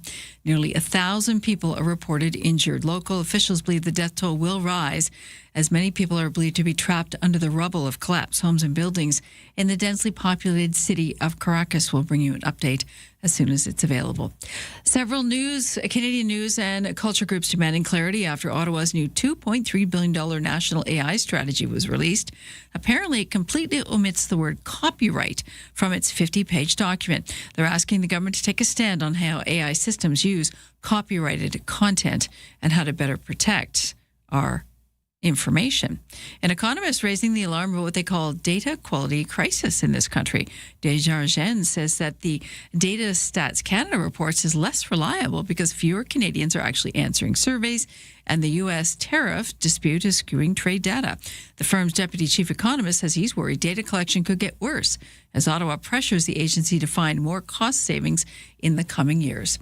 And that is your CFAX News to 718. All right, Wild Ark weighing in on Lisa's heron versus eagle encounter. That's coming up next.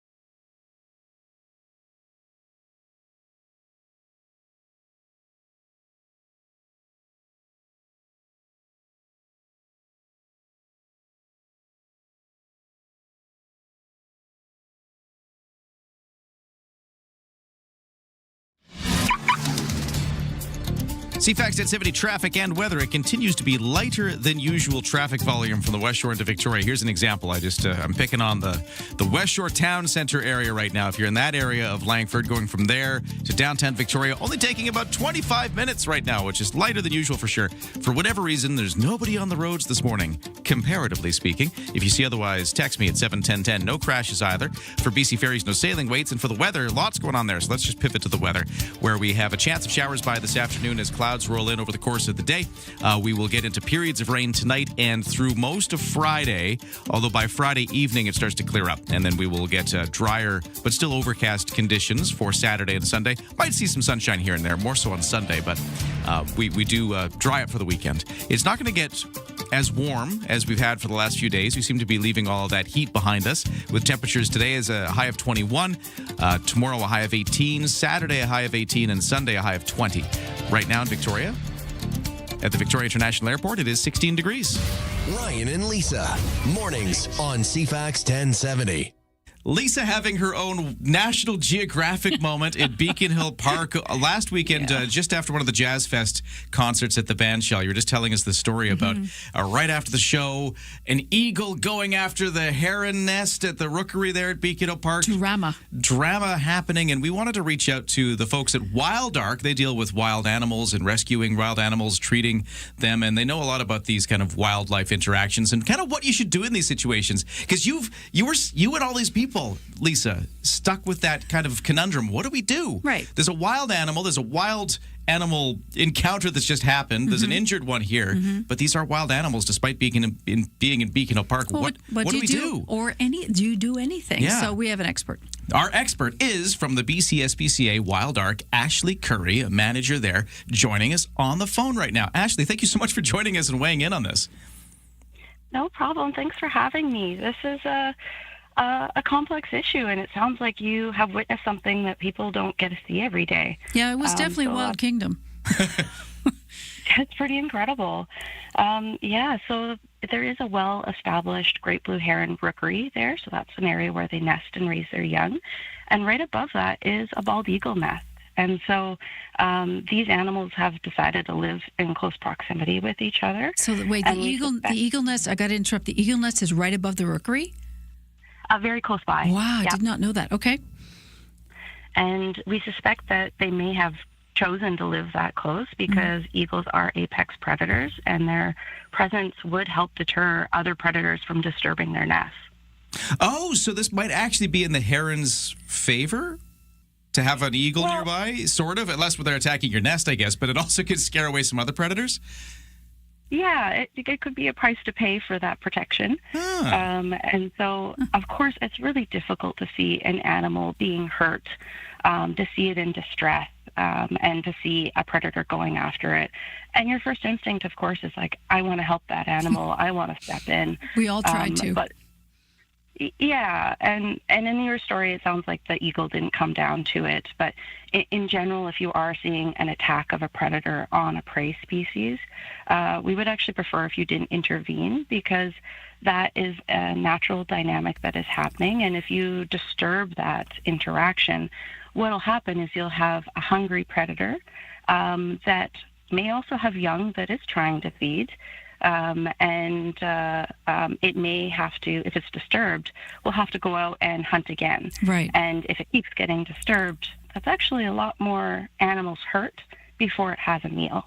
Okay, so in this case, it dropped it into brambles. The young heron buried itself. It was impossible for the eagle to get to it, and it didn't try. The eagle did continue with its fledgling to hunt the herons above us. Did we do the right thing? We tried to phone a number of organizations, even Fire and VicPD. Did we do the right thing ultimately in leaving it? Yeah, no, that's a great question. So if you are, say, witnessing a predator-prey attack and the predator is spooked for whatever reason, you can kind of watch from a safe distance just to see if that predator is going to come back. And if they're not, like if you feel confident, like they have left the area, they've moved on, or they're just too scared, like in this case, there was a lot of people there, then we do work with members of the public to get those animals into care. and sometimes we can treat them. We actually have another fledgling great blue heron in our care that had a fracture that we were able to pin and stabilize with help from surgeons. So we would like them brought in so that we can try to offer them treatment. Mm-hmm. Well, we did try to contact you, and of course, Sunday afternoon at 5:30, it's difficult to reach anybody. We tried a number of different organizations, and I understand. I mean, you're volunteer, run for the most part, but on the actual website for the city, for Beacon Hill, they do say that we understand that the bald eagles, quite frequently hunt the herons. We do know that the young heron will sometimes venture out of the nest onto a branch and become more susceptible to becoming prey. And we ask that human intervention doesn't happen because this is just nature's balance, nature's way. They actually say some, and I'm this is, out of context, but this is what they say on their website. So, sort of conflicting to what you're saying, we probably could have gone into the brambles and rescued this bird. I looked at the whole scenario and said, I just don't see it. I don't see how we're going to do this. And others ended up reluctantly agreeing with me because we'd sort of exhausted every avenue in this case. So, yeah, it's hard when you're in the moment and emotions are running high because you want to do something. You want to fix the situation. But the city is saying on its website, leave it. Let nature take its course. Maybe that's kind of a blanket way of just saying, like, please don't interrupt that process. We do get a few of those great blue herons that sometimes they just fall from their nest too. Right. From Beacon Hill Park that do come into our care. Sometimes it's concerned citizens kind of containing them, bringing them to us, or sometimes the park staff at Beacon Hill Park have brought us animals from there as well. Okay, good. And sometimes Victoria Animal Control, they've been very helpful sometimes in certain situations. Okay. Is there one particular thing that's a trend this year that you're seeing with babies, wild babies? I wouldn't say it's like a trend this year, but just overall, 80% of the animals that come into our care are because of human causes. And that could be, hit by a car, hit by a window, caught by a free-roaming cat or off-leash dog. Those are always like our top reasons that we see animals come in. We're talking to Ashley Curry, manager at BCSBCA's Wild Ark. They're the ones that deal with the wild animals and helping out when needed. And just talking about Lisa's encounter. Again, it was after one of the Jazz Fest concerts last weekend. You're in Beacon Hill Park. Yep. And at the Heron Rookery, you see an eagle, and it's Eaglet. It's a little baby eagle going after the baby herons, and one of them falls onto the ground, and you were left with this dilemma. What do you do? And I guess the bottom line here, Ashley, is that usually you do want to just back off and let nature take its course. Don't intervene, even though you want to, except if the predators move right on and this creature's still alive. Maybe that's when you could, in that context, reach out for help and maybe contact somebody like Wild Ark. Yeah, totally. You can totally reach our BCSBCA Animal Helpline at 1-855-622-7722. And we'd be more than happy to help or at least give you some guidance. Ashley, great to talk to you. Thanks for joining us as we unpack this story and this experience Lisa had. Thank you. Yeah, thanks. Thanks so much. Developing political story, a big doozy. Vashi Capellos. What started as a dull day is anything but. The top newsmakers. Your go-to political debrief. Daily. What is really going on? The breaking news. Just moments ago. And the entertaining analysis and debate to follow. I don't think you can sugarcoat it. It's an issue. It's not true, guys. Yeah. Vashi Capellos. There is a greater plan here. Vashi Capellos. Weekdays, 9 a.m. to 11. Bigger picture politically, which is on CFAX 1070.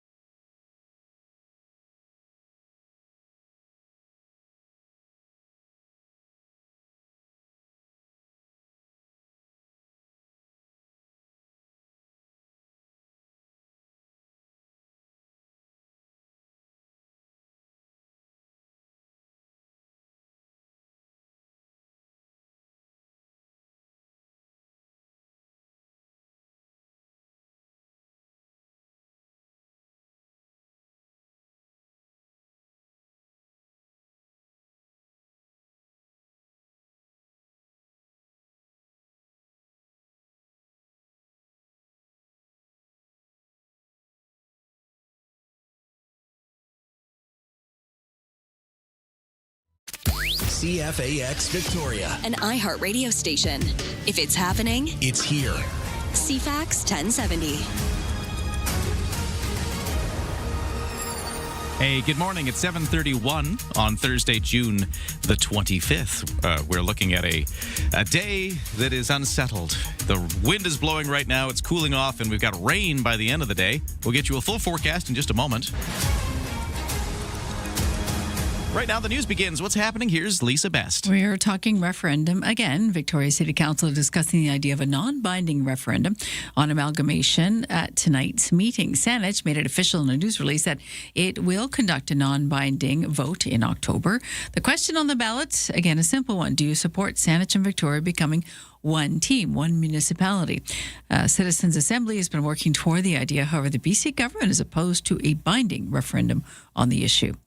Police across this province issuing another warning to riders of e-scooters and e-dirt bikes after another teen was seriously injured here on the island and a couple on the mainland. Nanaimo RCMP say a panel van and a 15-year-old collided at the intersection of Metro Drive. This week, a 15-year-old was on the scooter. The driver remained at the scene and is cooperating with the investigation. The driver of the vehicle was issued a ticket for failing to yield. The teen was given a ticket for not wearing a helmet and operating an e-scooter while under the minimum age, so the teen was under the age of 16. Burnaby police say a 15-year-old hospitalized after crashing with another vehicle. This on the Barnett Highway on Tuesday. This a day after a 13-year-old riding an e-scooter in Maple Ridge was taken to hospital on Monday.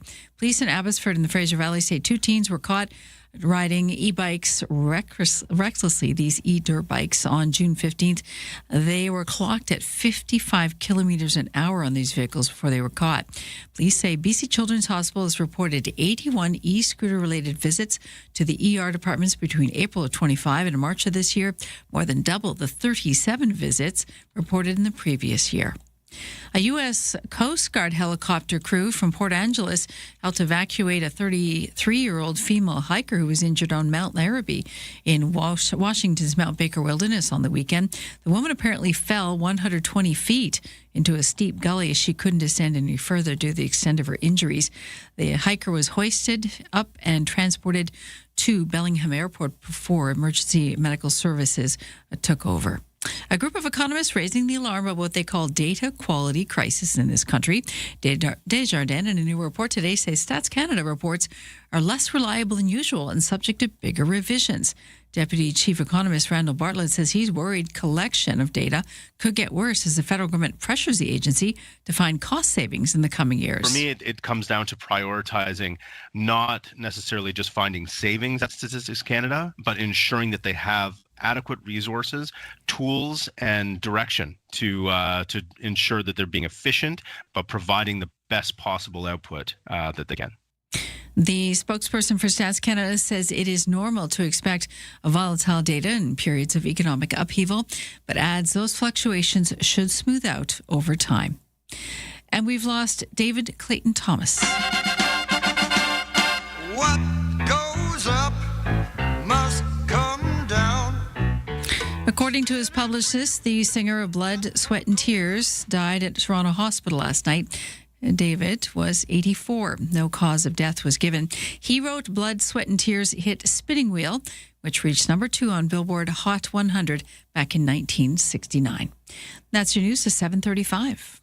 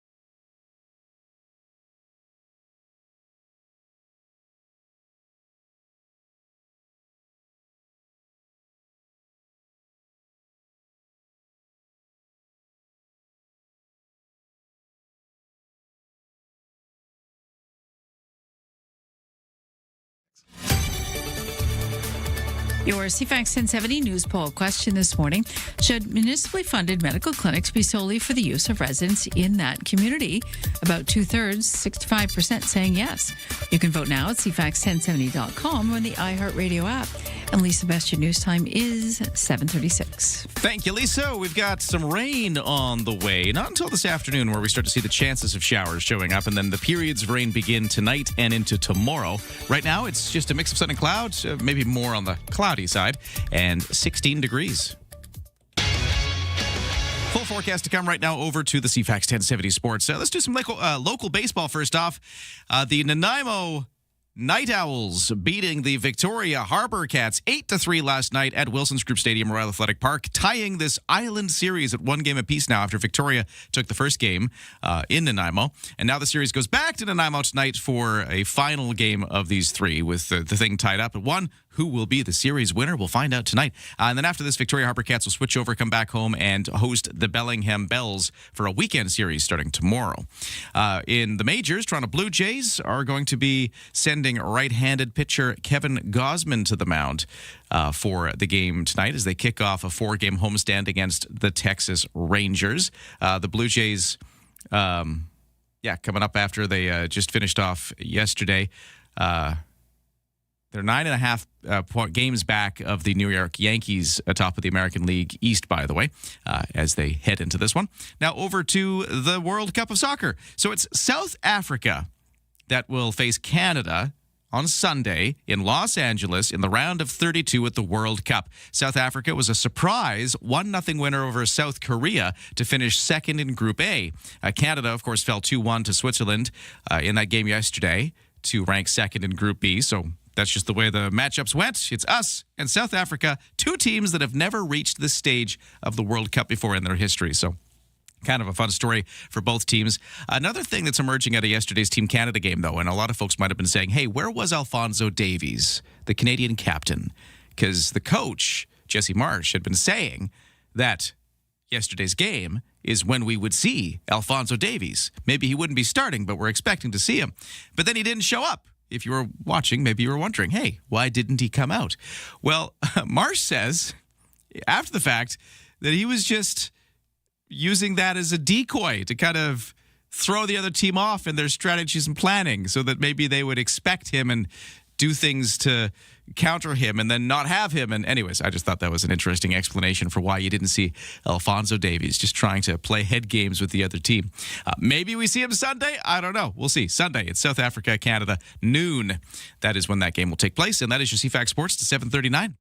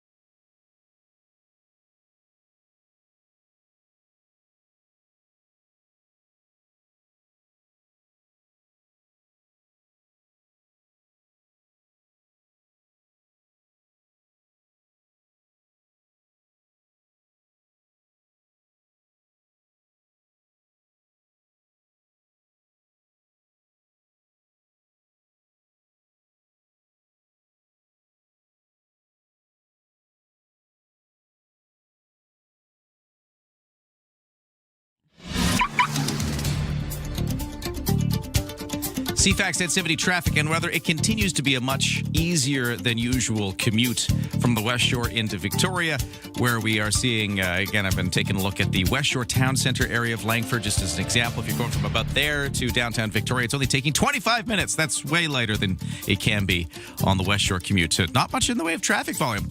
It's the last week of school. Maybe things are just different routines for everybody. And those different routines are leading to people not commuting today, it looks like.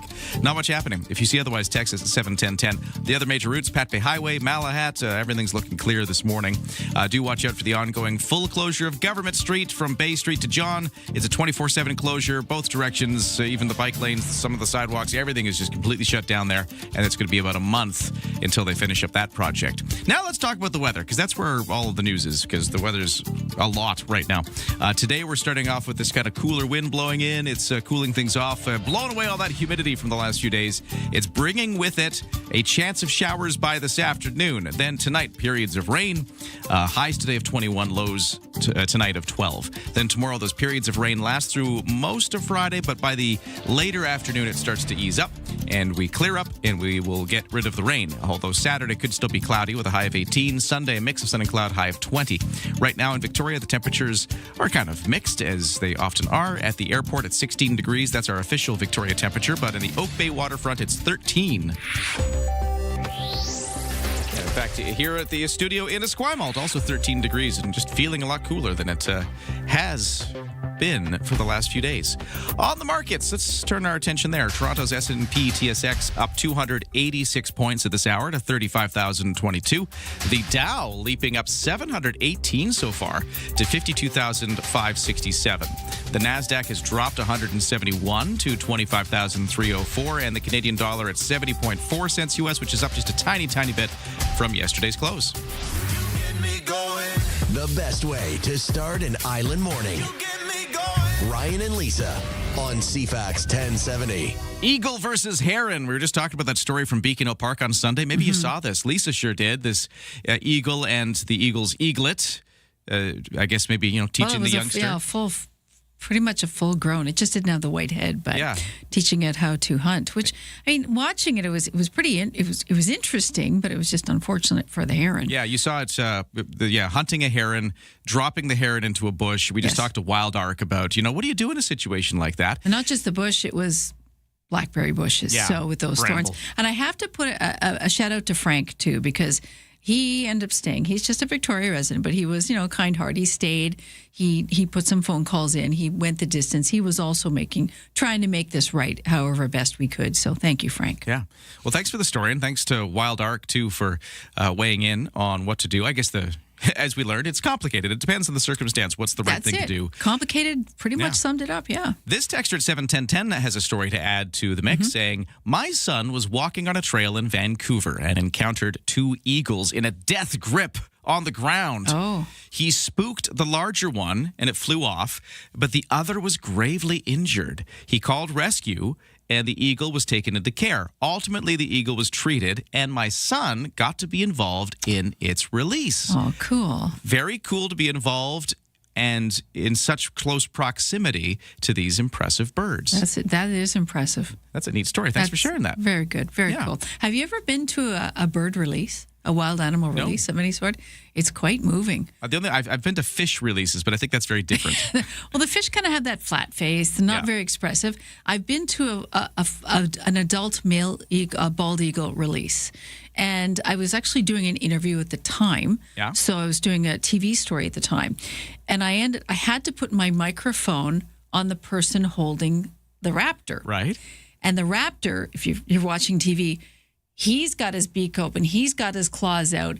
And at one point, the wire for the lavalier mic that we put onto got caught sort of around his talon. Oh. So I had to very gingerly pick this wire out of his talons. Thankfully, he didn't clench. He just had his talons out.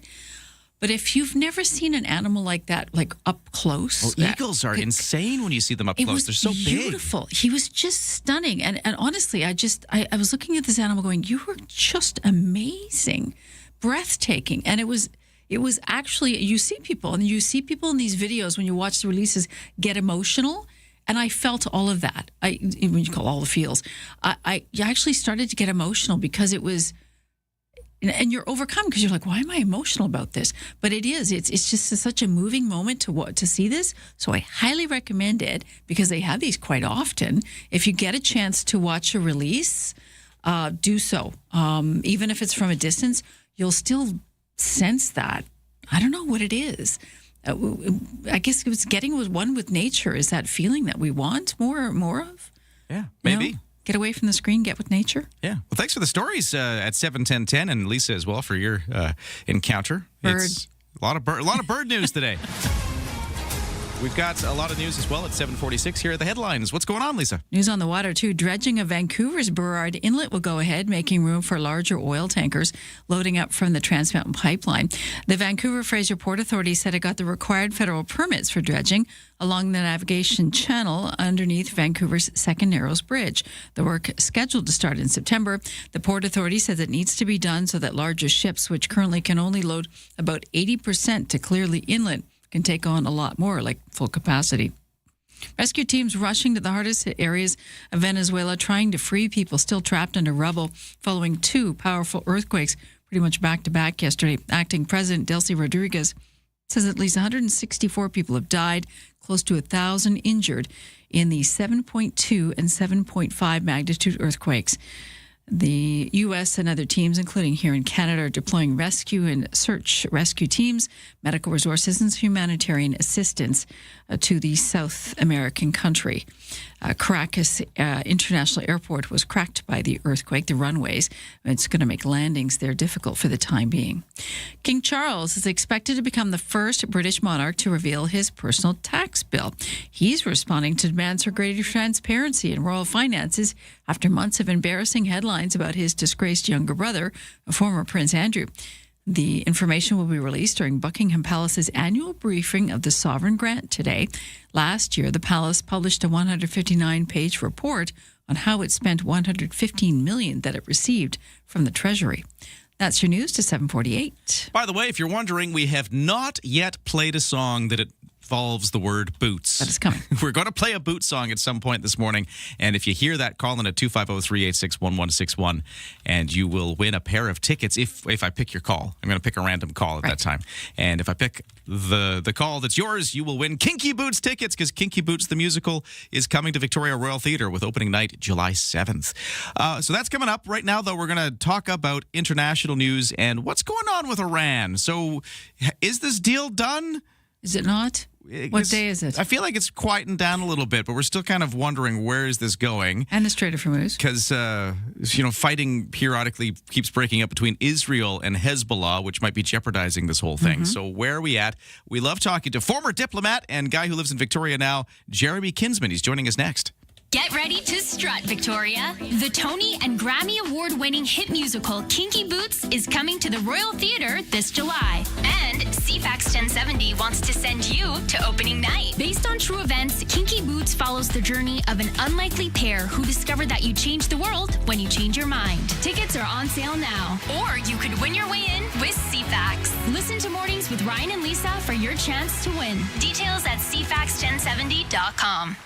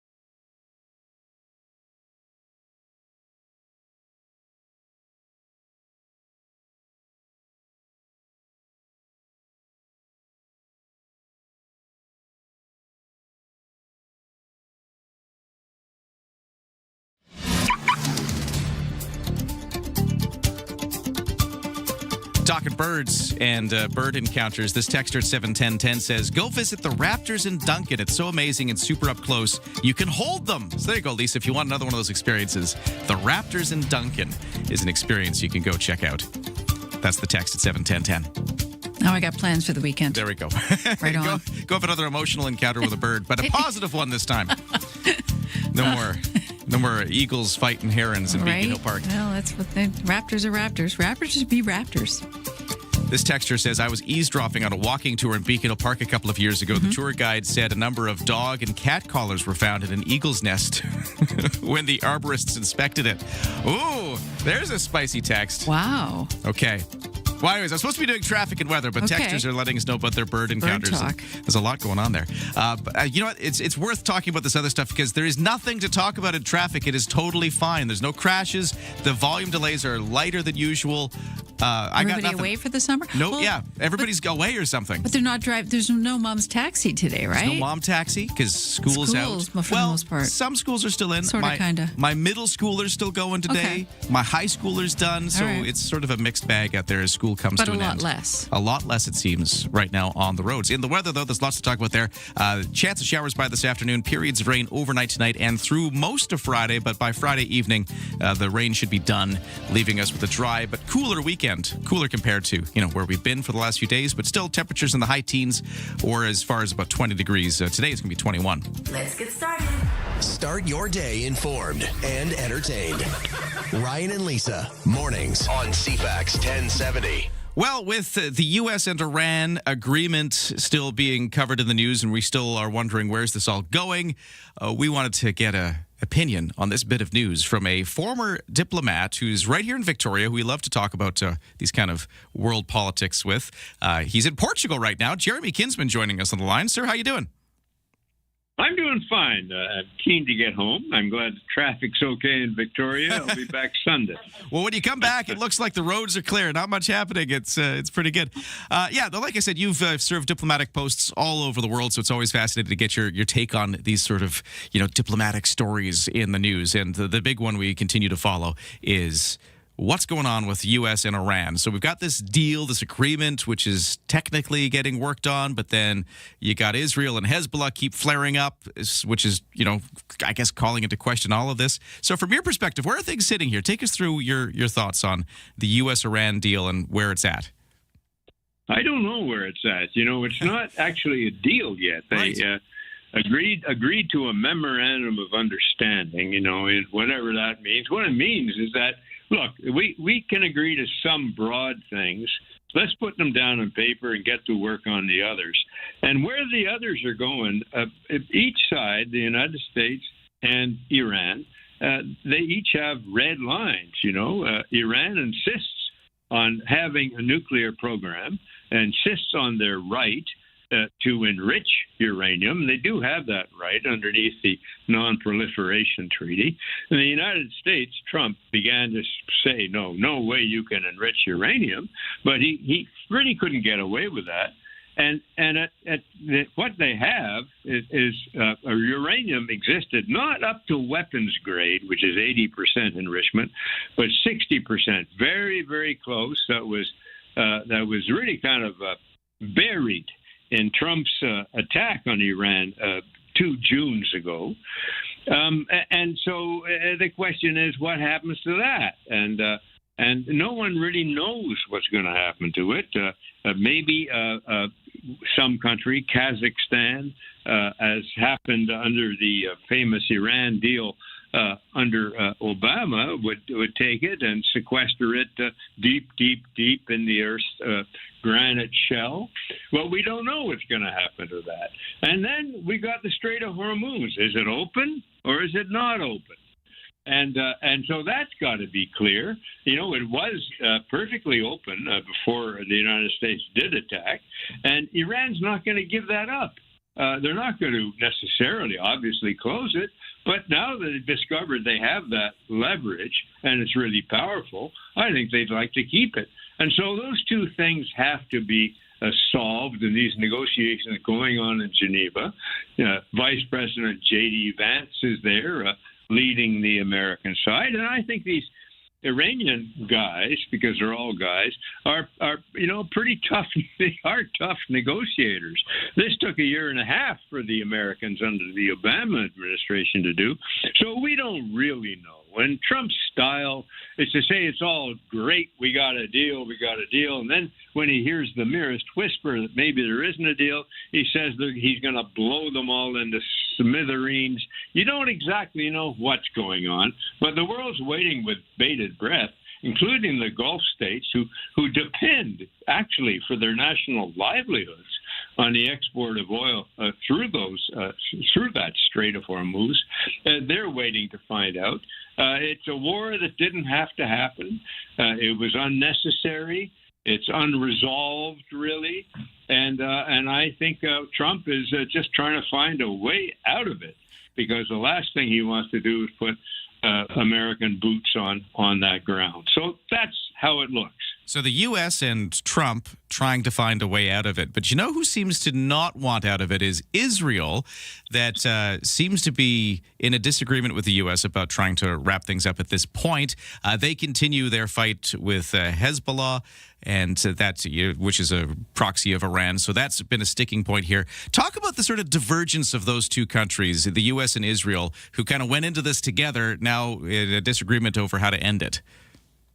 Well, I think they went into it together because Trump made a terrible mistake of believing what he was being told, that all they had to do was attack Iran, attack the missile bases, attack the sites, attack the infrastructure, and and attack the top echelon of leaders, ultimately murder them, and then the whole thing would implode and people would be on the streets and there'd be a regime change. And of course, none of that happened. They totally underestimated the resilience, both of the regime and I would say the Iranian people. They don't like their regime much, but damn it, they do love their country. And they don't want to see it blown to smithereens. So that was a big mistake, and I think that it got Trump into a world of trouble back home. This is an unpopular war, and he's a very unpopular president now. He's polling at 35%. So that's the background. Meanwhile, Netanyahu's got problems at home. He's prime minister, but he's only a prime minister for as long as he, the elections are coming up in October.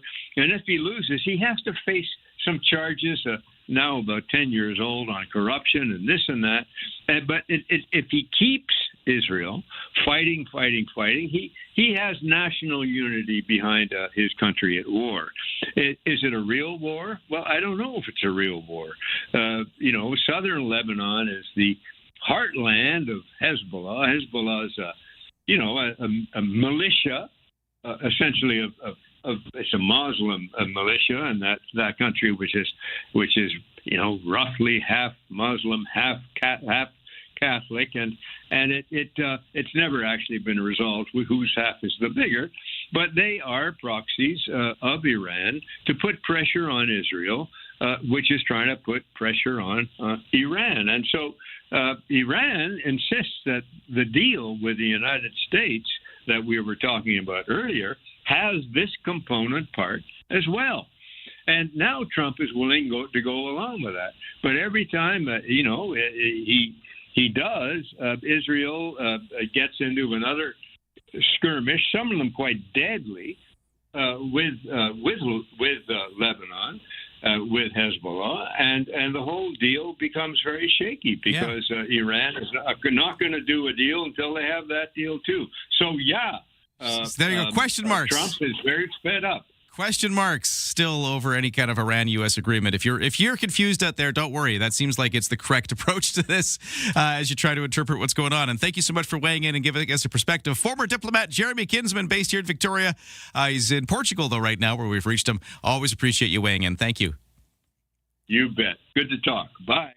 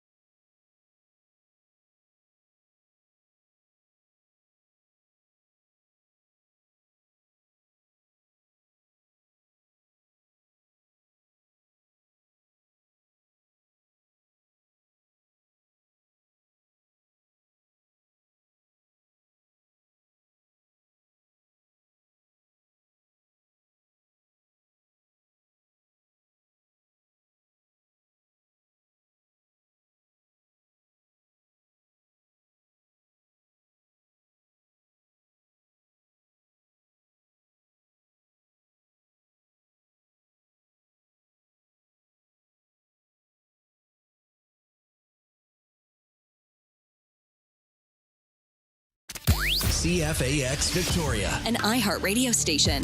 If it's happening, It's here. CFAX 1070. Good morning. It's 8:02 on this Thursday, June 25th. A little rain on the way later today. I've got a full forecast for you in just a moment. Right now, though, the news begins. Here is Lisa Best. We could certainly use that moisture. There are currently 37 fires burning across BC. That's an increase of 26 in the past day or two. Two considered out of control. They're both on the mainland. There's no new fires here on Vancouver Island, but we have to be careful with fire use as we continue to dry out. Rescue crews scrambling to find those still trapped under debris after two earthquakes hit back-to-back in Venezuela yesterday. Jason Wang is a U.S. tourist who says he was just getting onto a cable car when the quake hit. I was about to board the cable car, so I started recording myself going in, and the whole building just started shaking. The floor under me was shaking, and then all of a sudden, everyone started panicking. We were just rushing for the door to exit the building, and none of us knew what was going on until, a few minutes afterwards, we realized we got hit with a massive earthquake. At least 164 people are confirmed dead. Close to 1,000 have been hurt, but rescuers fear there's more people trapped under the rubble.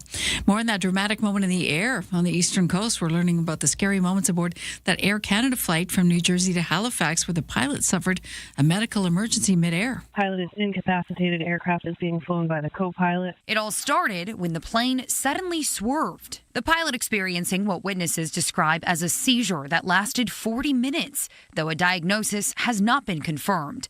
Passengers jumping in to help after they say a flight attendant dragged the pilot out of the cockpit into the aisle, trying to restrain him. The co-pilot taking over. The flight, headed to Nova Scotia, forced to land in Boston. Footage from the scene showing the pilot being carried away in a stretcher on the tarmac to hospital.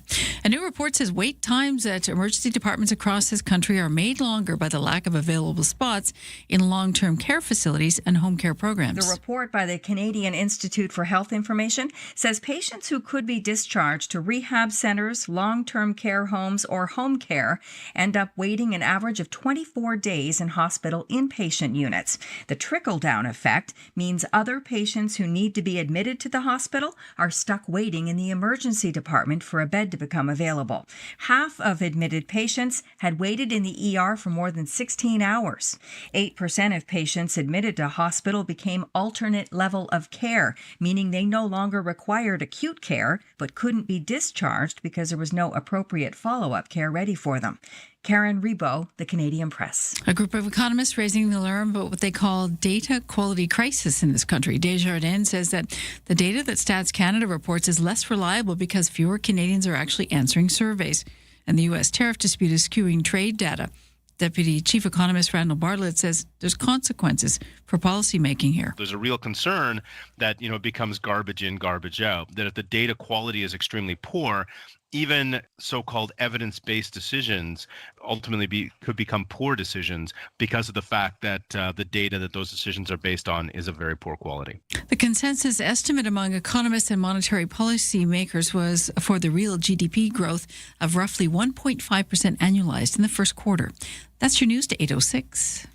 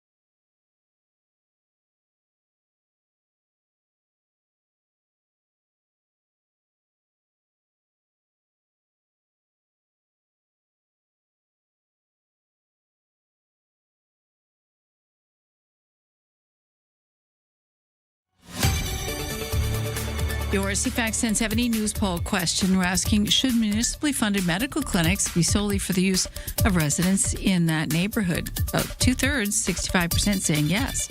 You can vote at cfax1070.com or the iHeartRadio app. I'm Lisa Best, your news time, 8:07. Thank you, Lisa. CFAX Morning Show brought to you by Thrifty Foods. Summerfest is on now, and Thrifty's Kitchen's Kebab set the stage for your summer barbecue. Choose from up to 8 ready-to-grill varieties at Thrifty Foods. CFAX 1070 Sports, and let's start off with the World Cup report.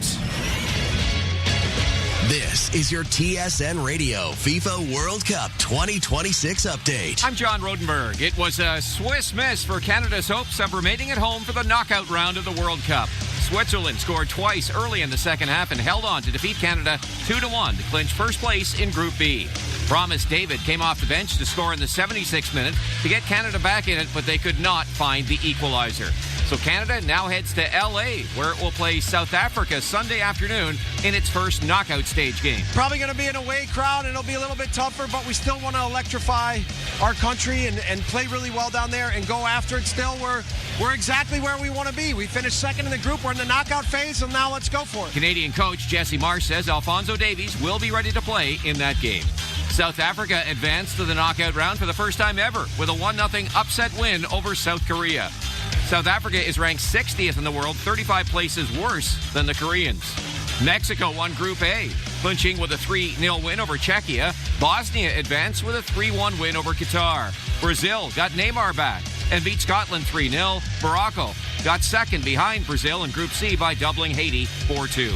6 more final group stage games today. The Netherlands can clinch first in Group F with a victory over Tunisia, and the U.S. can finish 3-0 with a win over Turkey tonight. You can watch the FIFA World Cup matches on TSN, CTV, Crave, and streaming at tsn.ca. Listen on the TSN Radio Network with all games streaming on the iHeartRadio app. And that's your sports to 8:09.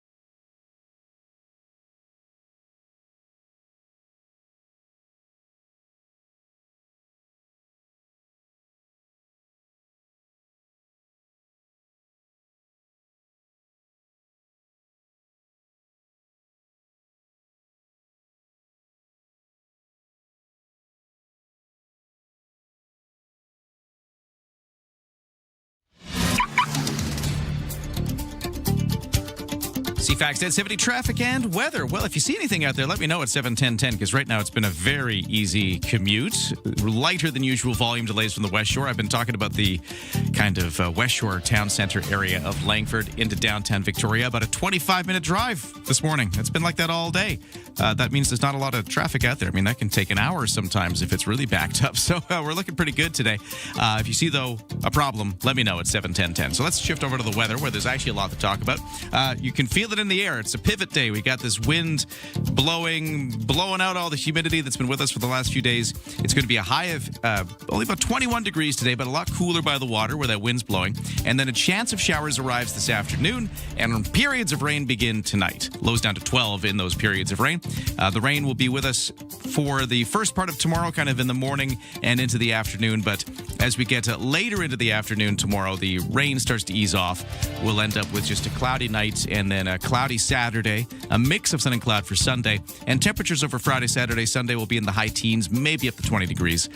So yeah, a little wet for the tonight and tomorrow period. Dry for the weekend, but cooler. That's the short story. Right now, downtown Victoria, the temperature is 13 degrees. The official temperature at the Victoria International Airport is 15. On the markets in Toronto, S&P TSX making some gains, up 277 to 35,013. The Dow in New York, a huge leap ahead today, up 789 to 52,638. The NASDAQ is down 0.3 of a cent, or sorry, 0.3 of a point. So virtually unchanged at 25,476. And the Canadian dollar at 70.4 cents US, which is up just a tiny bit from yesterday's close. It's all here. News, weather, traffic, and community events. Ryan and Lisa, mornings on CFAX 1070. Oh, what's this? Nice. Some music playing. What could that be? Little Nancy. You keep saying you got something for me. And what are those things? Something you call love, but confess. That's not what I'm looking for.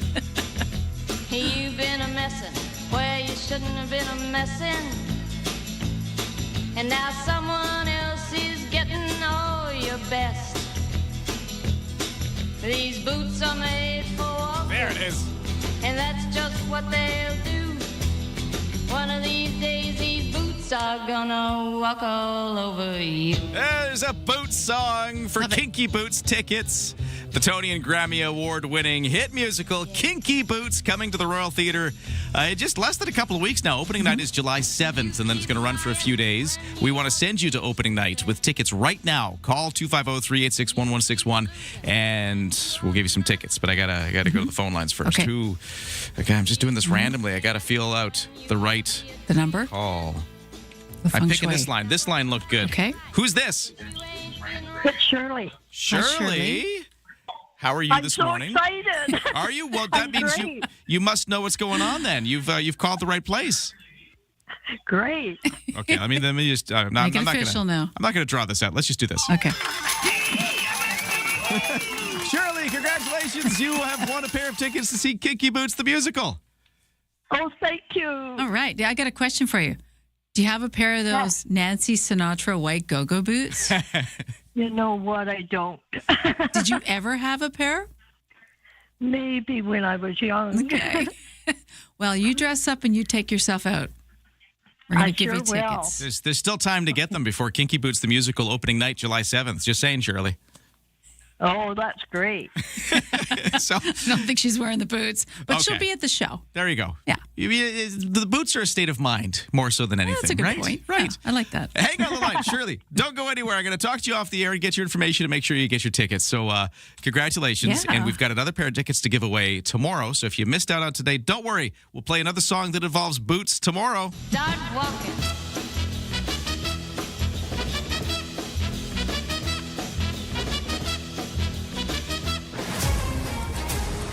Okay, over to the headlines now. Here's Lisa. Thanks, Ryan. Good morning. Vic PD obtaining a warrant for a suspect in connection with 2 armed robberies at local gas stations in the month of April. 42-year-old Andrew Anthony Charles is facing a number of charges, including 2 counts of robbery.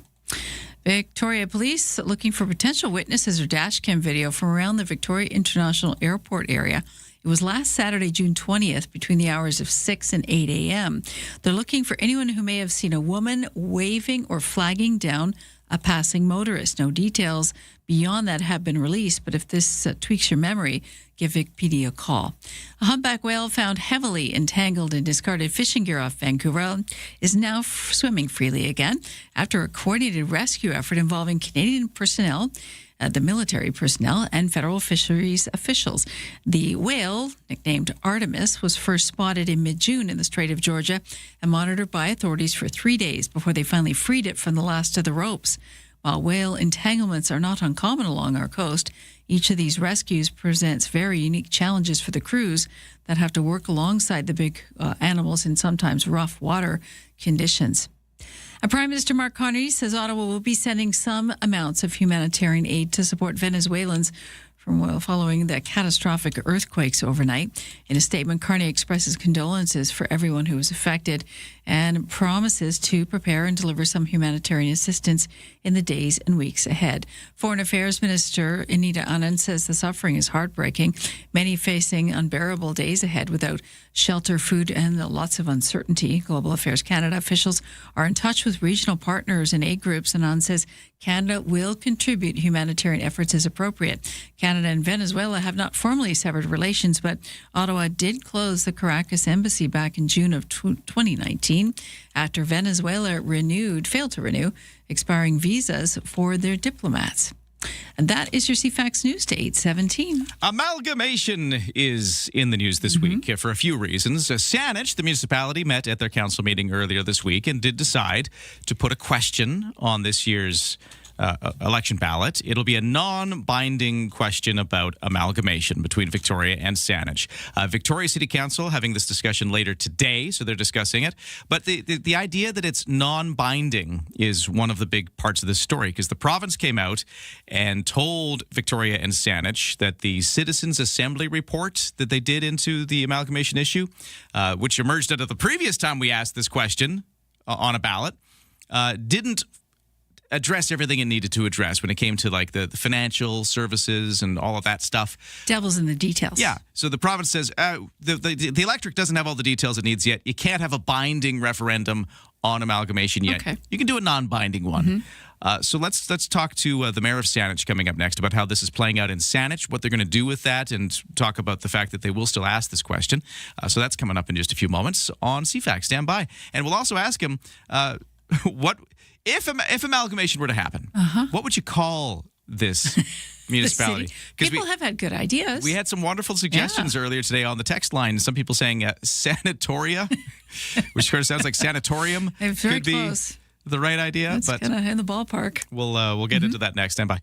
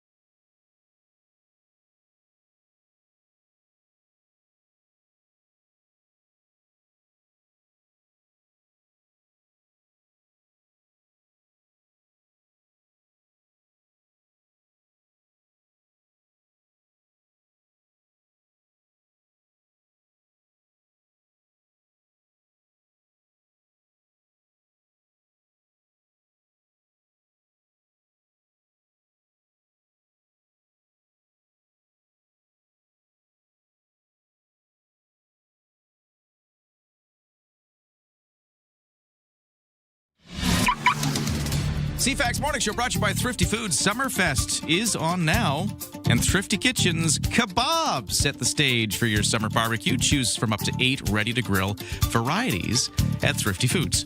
Traffic continues to be light in the entire Greater Victoria area. Not many people are commuting for whatever reason this morning, so easy commute, no crashes, no accidents. Full closure of Government Street from Bay to John. That continues. It started this week. It's going to be a thing for a month. I'll just mention it sometimes to remind you that if you are commuting via Government Street, you can't from Bay to John. In the weather forecast, we are looking at a increasingly cloudy day with a chance of showers by this afternoon, with periods of rain tonight and through a lot of our Friday, but clearing up for Saturday and Sunday. Well, maybe still cloudy, but at least the rain clears up for Saturday and Sunday ahead of us. Right now, the temperatures in Victoria are mixed, as they always are. Brentwood Bay, you're looking at 16 degrees right now. Oak Bay by the water, it's 13. Don't attempt your morning commute without us. Ryan and Lisa, mornings on CFAX 1070. Well, it's an age-old question. Victoria, Saanich, should they combine into one municipality? Should they amalgamate? Well, Saanich is going to ask that question in a non-binding way. That's something that came up this week, and Victoria is going to be having this very discussion later today. So let's get into it with the mayor of Saanich, Dean Murdoch, who's joining us on the line. Sir, how you doing? I'm doing well, Ryan. How are you? I'm doing all right. Although, I've been having this conversation as long as I have been working in the news in Victoria. Amalgamation is just one of those things we always talk about. It kind of sounds like we're not over yet because we've got the situation where it's going to come up again on the ballot, but in a non-binding way. That's what we've heard from the province, and that's what we've heard from Saanich this week as this came up. So maybe just set this up for us. What was decided at Saanich Council on Monday? Yeah, so as you said, this one goes way back. In fact, amalgamation has been a topic that's been discussed around here, I think, as long as there have been local governments on the South Island. We had a citizens' assembly that convened over the course of several weeks this term. It was a 48-member citizen-appointed or appointed citizen-led panel that came up with a recommendation that Victoria and Saanich should amalgamate. Both our two communities had committed to putting whatever they recommend to a referendum. When we received the results from the Citizens' Assembly, we went to the minister, who's responsible for municipalities, to say we would like your blessing to have a binding referendum on whether or not Saanich and Victoria should amalgamate. And the minister's response surprised us. Additional requirements that we had not previously been made aware of, including more financial analysis and consultation with First Nations before she'd approve a binding referendum, but did tell us we'd be free to do a non-binding referendum, which our staff are calling a public opinion question. And that question, which Council approved on Monday night, will be, do you support Saanich and Victoria becoming one municipality? But when that vote happens, that vote doesn't mean it's going to happen. It's just, like you said, more of a gauge of opinion rather than a vote that'll have any actual effect. Yeah, the effect would be that if it's supported, then we will proceed with satisfying the requirements that the minister has set out, including the financial implications and analysis of the two communities becoming one. The province has said that they'll be responsible for First Nations engagement to understand what a new structure of local government on the South Island would mean for the nations that reside here, for whom these are the homelands. And if the answer is no, well, then, we're down tools. We continue on with other work rather than continuing to explore this question. And I think, for those who say that, this is a frivolous or superfluous exercise, we've already done this. Well, to a certain extent, that's true, but we've never actually asked voters directly if they support amalgamation of the two communities. We asked them first in 2014 if they supported a governance review, and then in 2018 if they supported a citizens' assembly. This will be the first time we ask voters if they want the two communities to be combined, and that will really be the gate whether or not we proceed with further investigation, or if we say, all right, there's no longer interest in this question, it's time to move on. See, now remember, I think it was the one you talked about in 2018, that vote, it was, do you support spending $250,000 to examine the idea? I'm paraphrasing. Yes. Am I correct about that? Was it about spending the money and looking at it? Spending $250,000 for a citizens' assembly to look at the pros and cons, effectively, right, and the cost benefit of the two communities amalgamating. And the result in both communities was in favor, and so we proceeded in partnership with the province. We each put in $250,000, Victoria, Saanich, and the provincial government, to pay for a citizens' assembly, which convened and deliberated and came back with a positive recommendation to amalgamate. Okay, and that was in 2018. So, I mean, there's good money being spent here that I see could be going to other places in the community. And not to be flippant, but when do we stop reheating sauerkraut? Because it seems that way. I haven't heard it put quite like that before, but yeah, you're absolutely right. I mean, I know for a lot of folks, I hear strong feelings on this in both directions. Those who are not supportive of amalgamation will say exactly what you've said. When do we stop spending time, energy, effort, and taxpayers' money on exploring this question? And then for those who are supportive, they say, there are more efficient ways for you to be delivering services, and you need to determine whether or not it's a good idea for us to come together. We've only got a few moments left, but I want to get a response from you on something that came up on our airwaves yesterday. Reacting to the same story, we had Trevor Barry. He's the Capital Region Municipal Amalgamation Society chair. So he's on the amalgamation side of things, and he spoke to Josh and Jade. And this is just sort of something he commented on based on your council discussion on Monday. So I'm going to play you the clip, and I'll get you to respond. One of the things that was said Monday night at Saanich, which resonated very well, I think, across everyone who heard it, was the councillor Phelps Bondaroff happened to mention, as a hockey player, that he felt that what's happening is we're setting up a playoffs hockey game where one team has to win 4 games, but the other team only has to win 1. Because if a non-binding question, which we've had 2 of those already, if a non-binding question were to go in front of the public and, one side or the other were to slip below the 50% line once, this thing is dead in the water. But if it goes yes on 2 non-binding questions this fall, then we're no further ahead than we were a month ago. What do you think of that characterization? I mean, I think that Trevor makes a good point that it will effectively kill any further action if one community does not support amalgamation. But I think that's exactly the point. We want to understand if voters really intended for us to continue to spend the time and energy involved in looking at amalgamation seriously. I mean, this is not a contemplative exercise anymore. This would be moving forward with the intent of putting the 2 communities together. I think it is well worth asking voters whether or not this is something they support.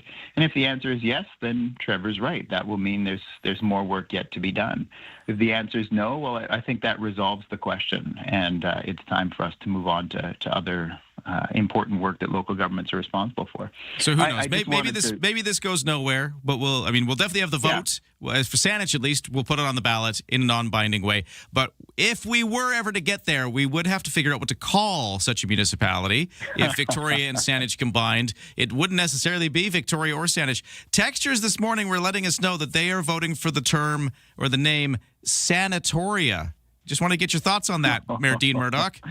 I don't think I'd be particularly supportive of Sanatoria. No?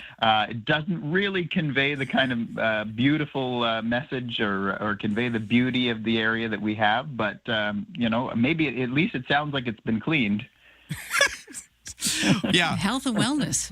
But I guess, that's a discussion that'll have to happen depending on how this all goes. But Mayor Dean Murdoch, much appreciated. Thank you for joining us today.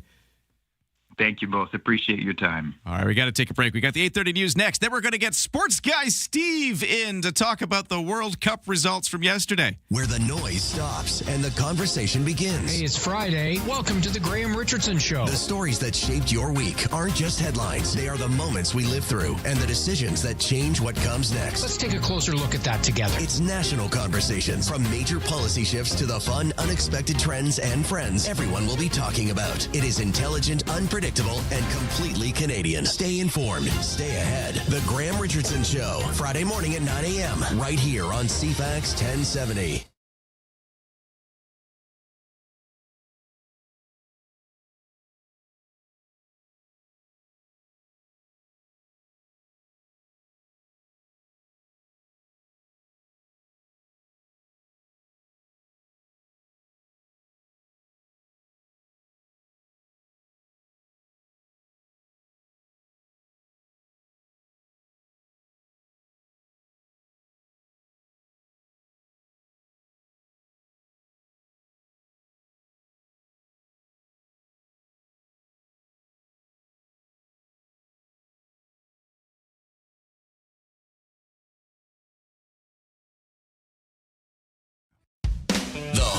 Show with Tony Joe.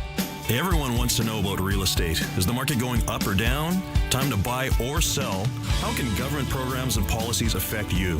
Hear from local experts on topics like appraisal, inspection, investment, and others on how to maximize your real estate sale. Providing info on everything you needed to know about real estate. The Whole Home Show with Tony Joe. Saturdays at noon on CFAX 1070.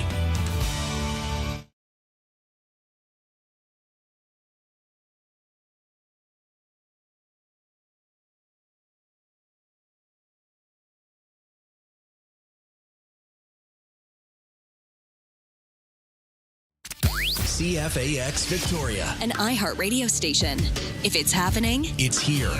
CFAX 1070. Good morning, 8:32, Thursday, July 25th here, and we are getting some rain later today, starting off with an overcast day and a bit of wind. Full forecast to come. Right now, though, the news begins, and here is Lisa Best. Good morning. A group of economists raising the alarm about what they call data quality crisis in this country. Desjardins says in a new report today that the data Statistics Canada reports is becoming less reliable. Deputy Chief Economist Randall Bartlett says he fears economic forecasts and government policy decisions will suffer for this. Even so-called evidence-based decisions ultimately could become poor decisions.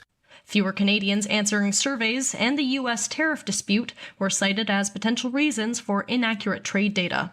Hannah Stoles, The Canadian Press. Emergency room wait times being driven up and made longer due to backlogs in long-term care, rehab centers, and home care. A report by the Canadian Institute for Health Information says patients who could be discharged to alternative care end up spending an average of 24 days in hospital inpatient units. That means there's a domino effect. Patients who need admitting to hospital are stuck waiting in the ER for a bed to open up. The Institute says data shows from April of 2024 to March of 25, half of admitted patients had waited in the ER for over 16 hours, and 1 in 10 spent more than 48 hours in the ER. That's often because patients upstairs couldn't be discharged because there was no appropriate follow-up care ready for them. The Institute's Cheryl Chewy says the findings show that improving ER wait times require solutions that look at the entire healthcare system. The Canadian dollar has steadily fallen over the past several weeks, trading around the 70-cent U.S. mark today. It's down about 4 cents since the month of May. Carl Shimada, who leads Corpay's a currency research group, says the weakness in our loonie is coming from south of the border. It's essentially being caught in a pincer movement between a slow and weak domestic economy and a U.S. dollar that is crushing all of its global rivals.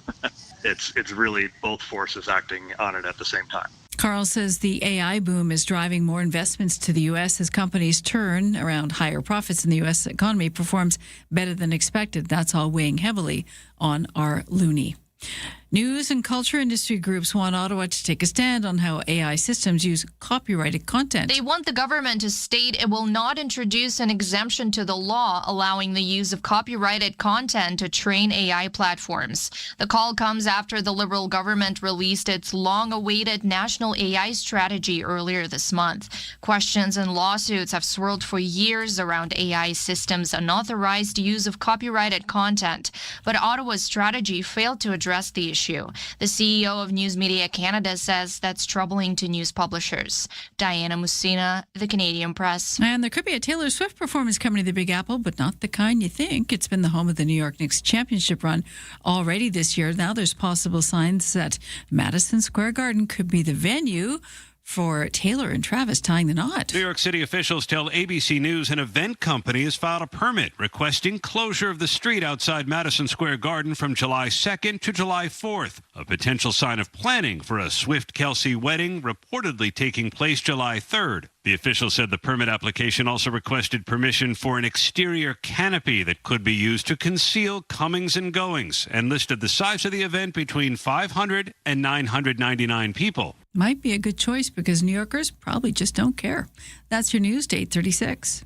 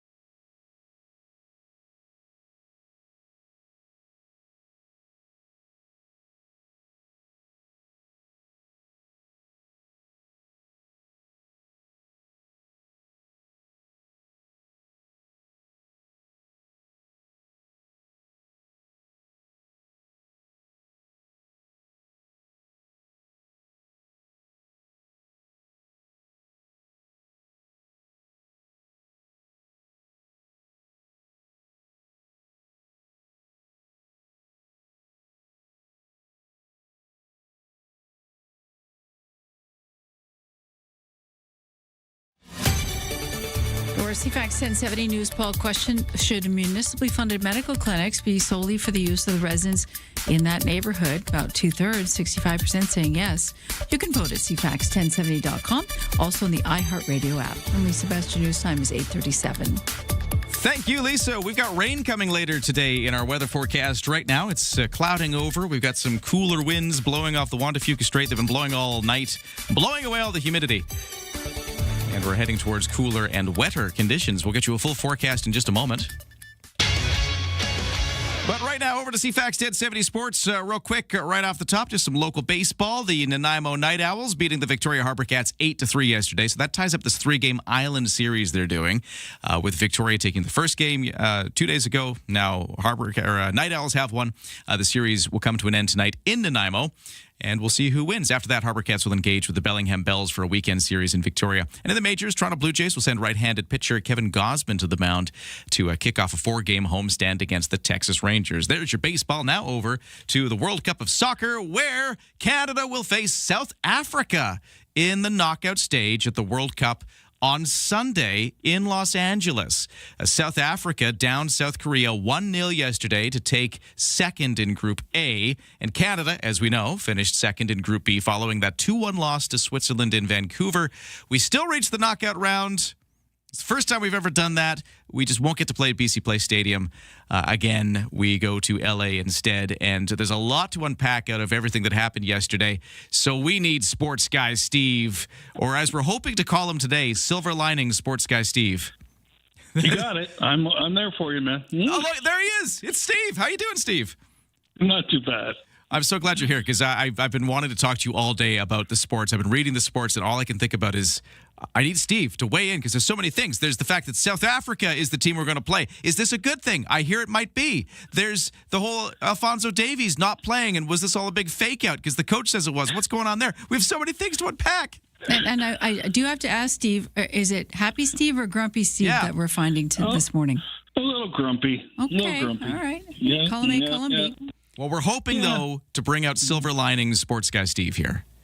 Okay. And I think I'm there for you. Okay, cool. If you got any thoughts on the way the game went, text us at 71010 and Steve can answer your questions. But here's the first thing I want to just unpack here as we get into this. Canada's soccer coach, Jesse Marsh, admitting that he wasn't being truthful when he said Alfonso Davies would play in yesterday's 2-1 loss. He said that he was using Davies' status as a decoy, so Switzerland would have to prepare for him, but then not have him and kind of throw off their plans. What do you think about this? I think it's a nice idea. I'm not so sure the Swiss were all that concerned about it. Gotcha. They won in the end anyways. Yeah, because it's hypothetical. The guy hasn't played in a couple of months. He hasn't played with his teammates. I don't mind a little gamemanship from my coach. I kind of look forward to that kind of stuff. But really, in the bigger picture, saying that also makes it clear that why he wasn't on the pitch. And I think that was going to be one of the challenges that Jesse Marsh was going to have to explain to fans is why didn't you use Alfonso? Yeah, because now everybody was expecting it, and then it didn't happen, and people are like, what happened? And now, yes, exactly. And now he says that Davies will be ready for Sunday when Canada faces South Africa, but now I don't know what's true anymore. I don't know if I can believe you, Coach Jesse Marsh. I think that if they didn't think he was going to be able to help him for the round of 32, they wouldn't have put him on the roster. Okay. All right. Well, we'll see if he shows up on Sunday, and we'll talk about Sunday and our opponent, South Africa, and we'll get to your responses too at 7:10:10 in just a moment as we're going to keep this sports going after traffic and weather.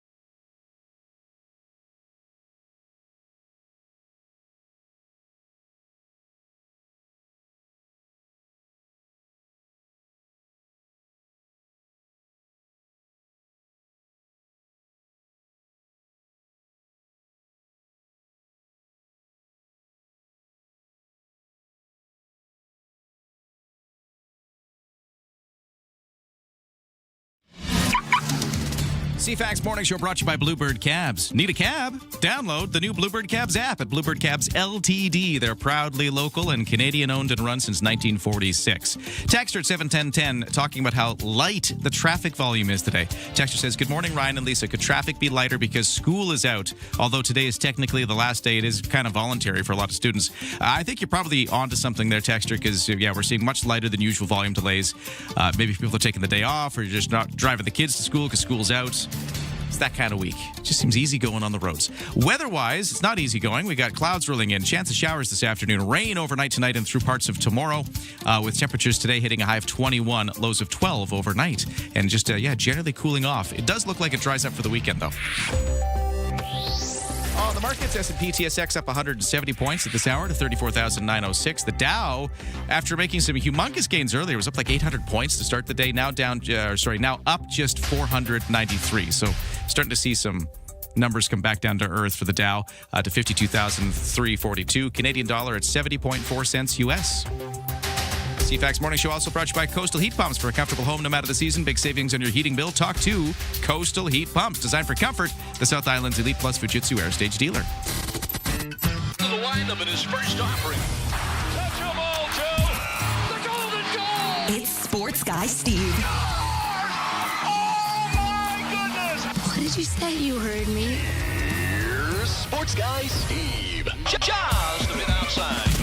And how could we not get Steve to weigh in on the World Cup results from yesterday? Canada losing to the Swiss 2-1, but moving on to the group stage, to the knockout stage, moving out of the group stage for the first time in World Cup history for our country. Kind of a cool moment, but, with a few things to talk about out of yesterday's results. Steve, thanks again for being here. I got a text here for you. Can I ask you a question from a listener?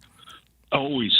Okay, texter says, Can anything be read into the Canadian coach seen on TV sitting on the grass on the sidelines while we were down 2-0? The commentators sure didn't like it. You know what? I didn't notice that.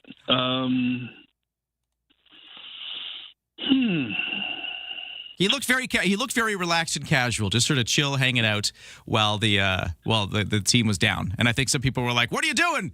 It's a big tense moment. How can you be relaxed at a time like this?" Well, first of all, he has to inspire confidence and non-panic, right?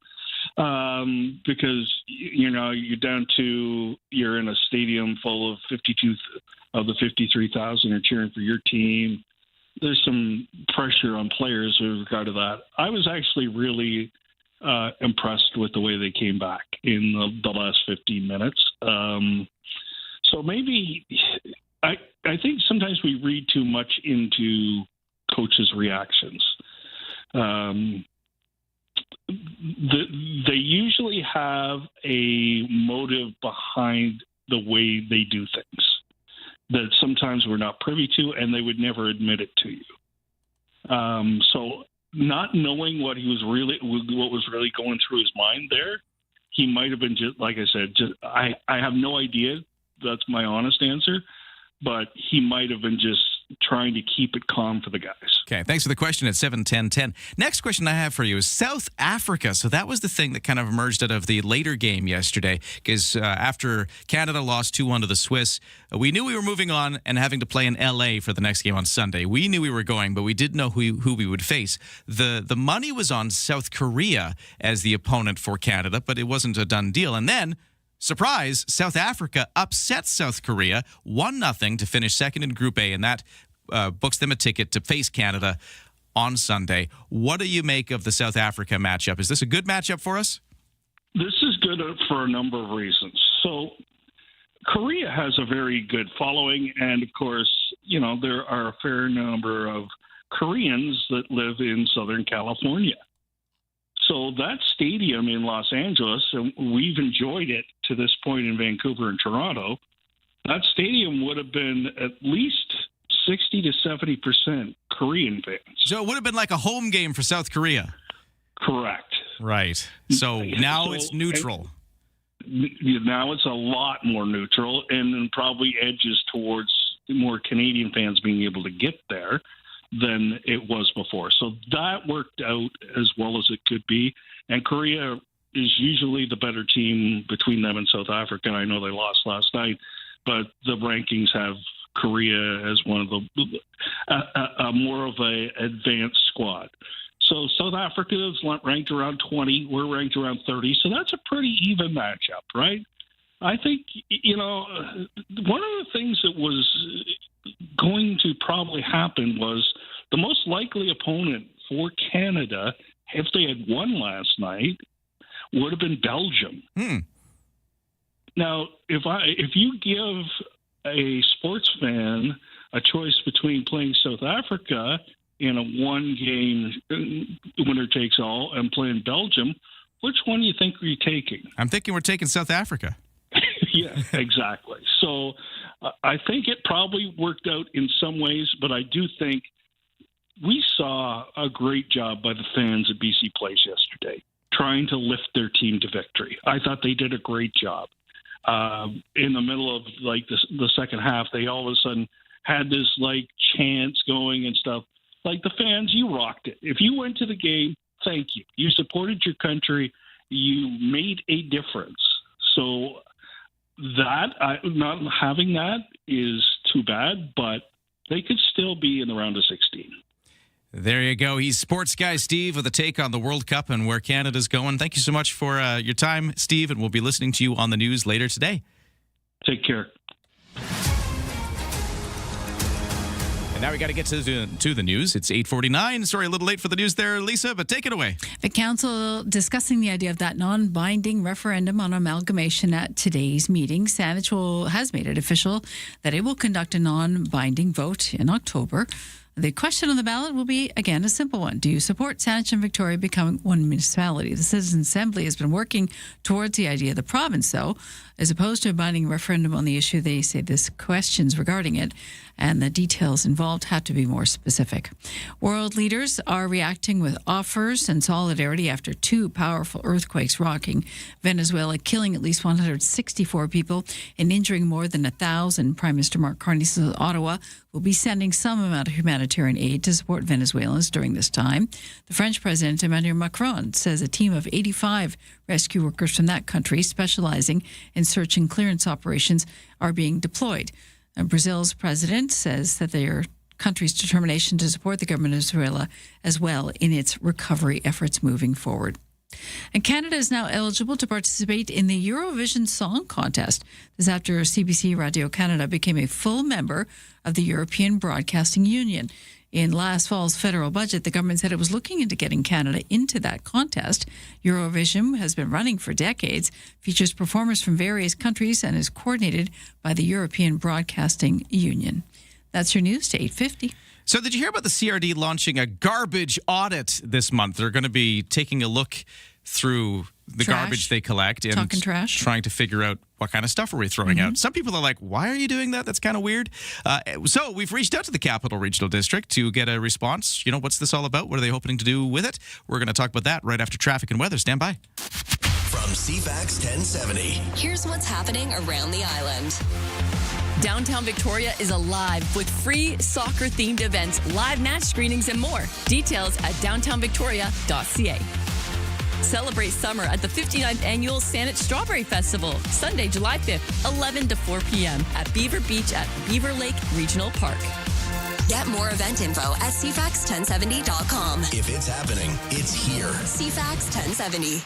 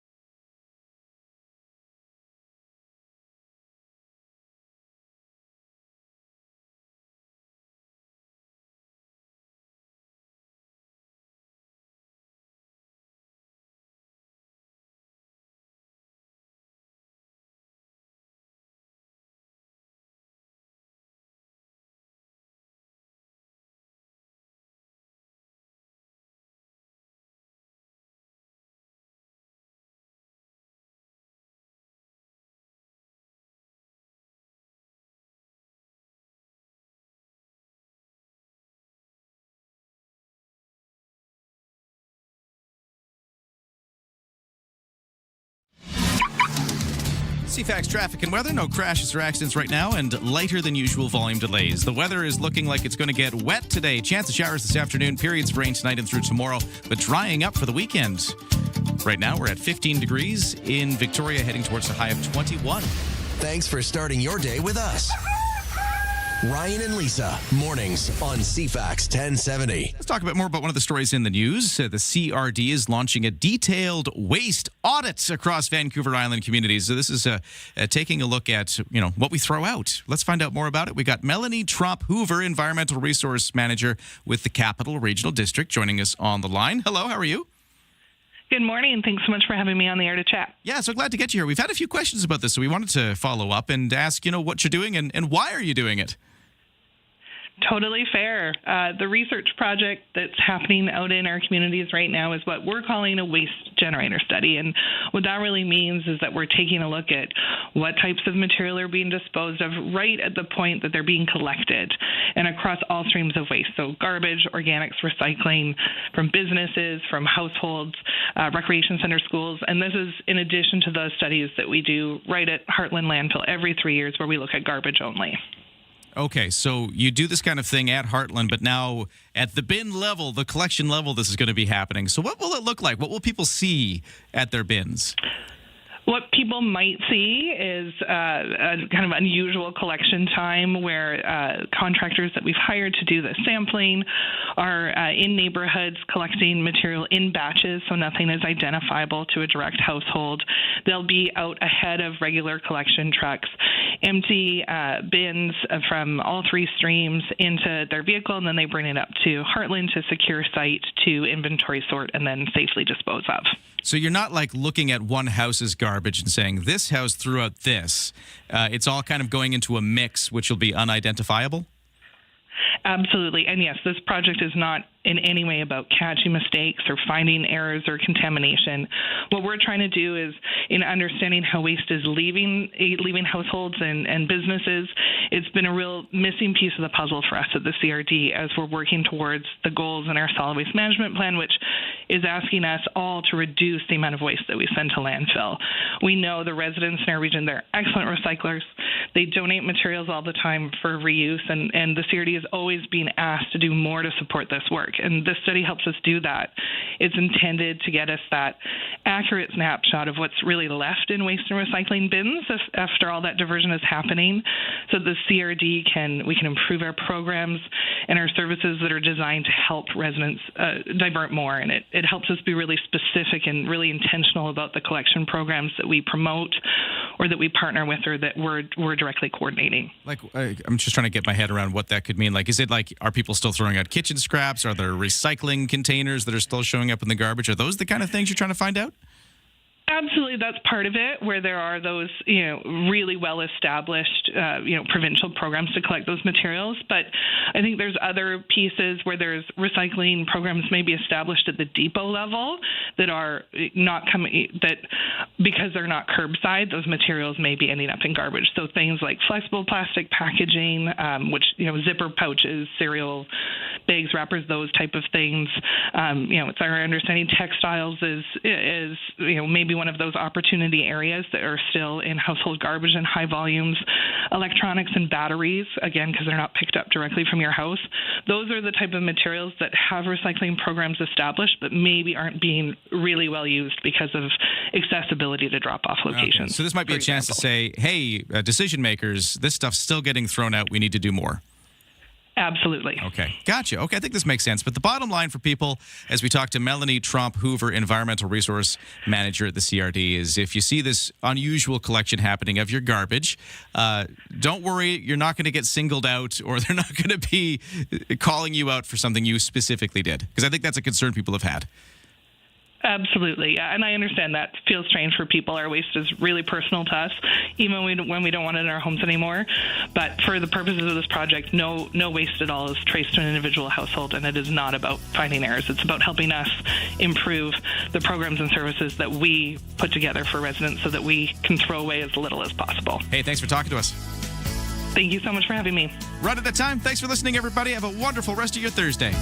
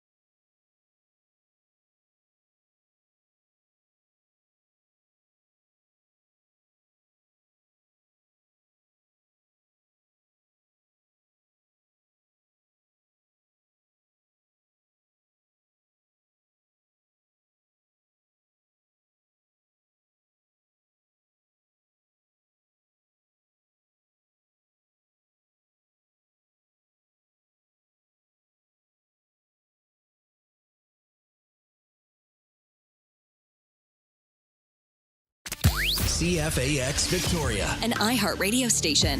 If it's happening, It's here. CFAX 1070.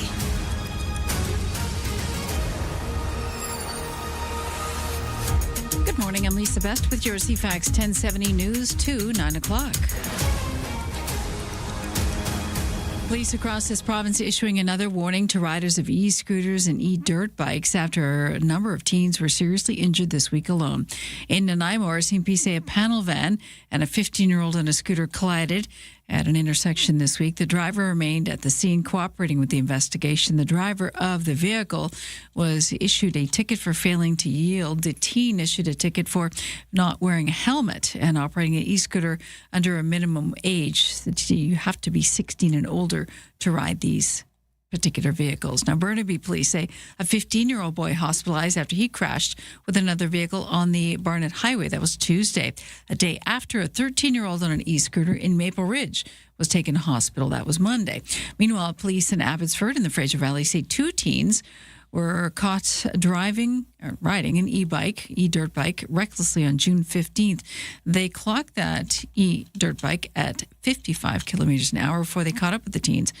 Police say BC Children's Hospital has reported 81 e-scooter-related visits to the ER department between April of last year and March of this. That's more than double the 37 visits reported in the previous year. A U.S. Coast Guard helicopter crew coming in from Port Angeles to help pluck a injured 33-year-old female hiker to safety. She got caught on Mount Larrabee in Washington's Mount Baker Wilderness area on the weekend. The woman fell 120 feet into a steep gully and couldn't go any further due to the extent of her injuries. The hiker was hoisted up, transported to Bellingham Airport, where emergency medical services were waiting to treat her. A group of economists raising the alarm about what they call data quality crisis in this country. Desjardins says in a new report today that the data that Stats Canada reports is less reliable than usual and subject to bigger revisions. Deputy Chief Economist Randall Bartlett said he's worried that data collection could get worse as Ottawa pressures the agency to find cost saving in the coming years. For me, it comes down to prioritizing not necessarily just finding savings at Statistics Canada, but ensuring that they have adequate resources, tools, and direction to ensure that they're being efficient, but providing the best possible output that they can. A spokesperson for Stats Canada says it is normal to expect volatile data during periods of economic upheaval, but adds those fluctuations should smooth out over time. Switching to a single-income household with one spouse deciding to become a stay-at-home parent and raise young children is possible, but Senior Wealth Advisor Tina Taran-Chinan says first do a trial run. Make sure your household can do it on one income. She says transitioning to a single-income household requires adjusting and cutting back on some expenses, like your extras. Think dining out and vacations. We suggest that families actually try living on one income for 6 to 12 months. And in the meantime, just save the second income and see if they can cope and they can make ends meet on just one income. Tina says the goal is not to eliminate expenses when switching to a single income household, but make sure they fit comfortably within your new reality. And we've lost a musical great. Blood, Sweat and Tears singer David Clayton Thomas has died. What goes up must come down. According to his publicist, Clayton Thomas died in hospital in Toronto last night. He was 84. No cause of death was given. Clayton Thomas wrote Blood, Sweat and Tears hit Spinning Wheel, which you just heard. That reached number 2 on Billboard's Hot 100 back in 1969. Been a few years. Checking your markets in trading, it's been a big bump for the Dow, and it's still up. 464 this hour at 52,313. The TSX up 228 at 34,964. A Canadian dollar holding, that's 70.5 cents U.S. Your CFAX 1070 news poll. Should municipally funded medical clinics be solely for the use of residents in that community? You can vote now at cfax1070.com or on the iHeartRadio app. Your CFAX forecast, 30% chance to showers developing this afternoon. Breezy, high 21. Periods of rain tonight. Winds west 40 near the Juan de Fuca Strait and a low of 12. For all your DIY exterior product needs, visit ProTech Exterior Products in person at 875 Viewfield Road or at beahomepro.com. Hey, it's Adam Sterling. What's really going on in the Capital Region? Let's talk about it today at 11 a.m. on CFAX 1070 and on the all-new iHeartRadio app. Text lines are already open at 71010. Talk to you soon. The Vassy Capellos Show on the iHeartRadio Talk Network. It's just a few minutes past the top of the hour. Thursday, June 25th. I am your host, Vassy Capellos, here with you for the next few hours. About a block away from where I sit in our nation's capital, Prime Minister Mark Carney is taking questions from reporters to kind of signal the end of the sitting of the House of Commons. Lengthy press conference, just finished saying that he and President Trump spoke yesterday, but didn't talk about CUSMA, though the deadline to renew it is, of course, less than a week away. Let's listen in live. I think actually I was going to go live. He just stood up, so the press conference just ended. So I'm going to scrap that plan because he has been talking for the last 45 minutes. So we have documented a lot of what he said. We won't listen in live. He literally just walked away. But I will go through some of kind of the big news that came out of it. The first I'm going to say on sort of a more like interesting, not political level, as political level, is he says tomorrow he's going to hold a press conference about 24 Sussex. So that's where the Prime Minister's supposed to live here in Ottawa, but it is so kind of destroyed and requires such extensive renovations that it is uninhabitable. So this Prime Minister and Prime Minister Trudeau do not live there. They live in the Rideau Hall cottage, basically. And so he's going to hold a press conference. He didn't answer what's going to happen with it, but he's going to hold a press conference on that tomorrow. Then he went through kind of a litany of other controversies or issues that the government is facing right now.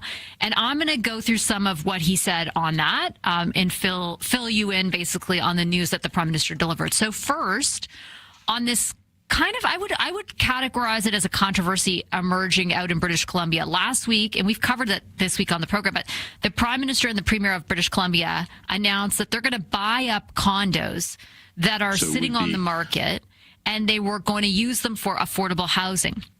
There weren't a lot of details, though, about how much the spend was or how much they would end up paying for them.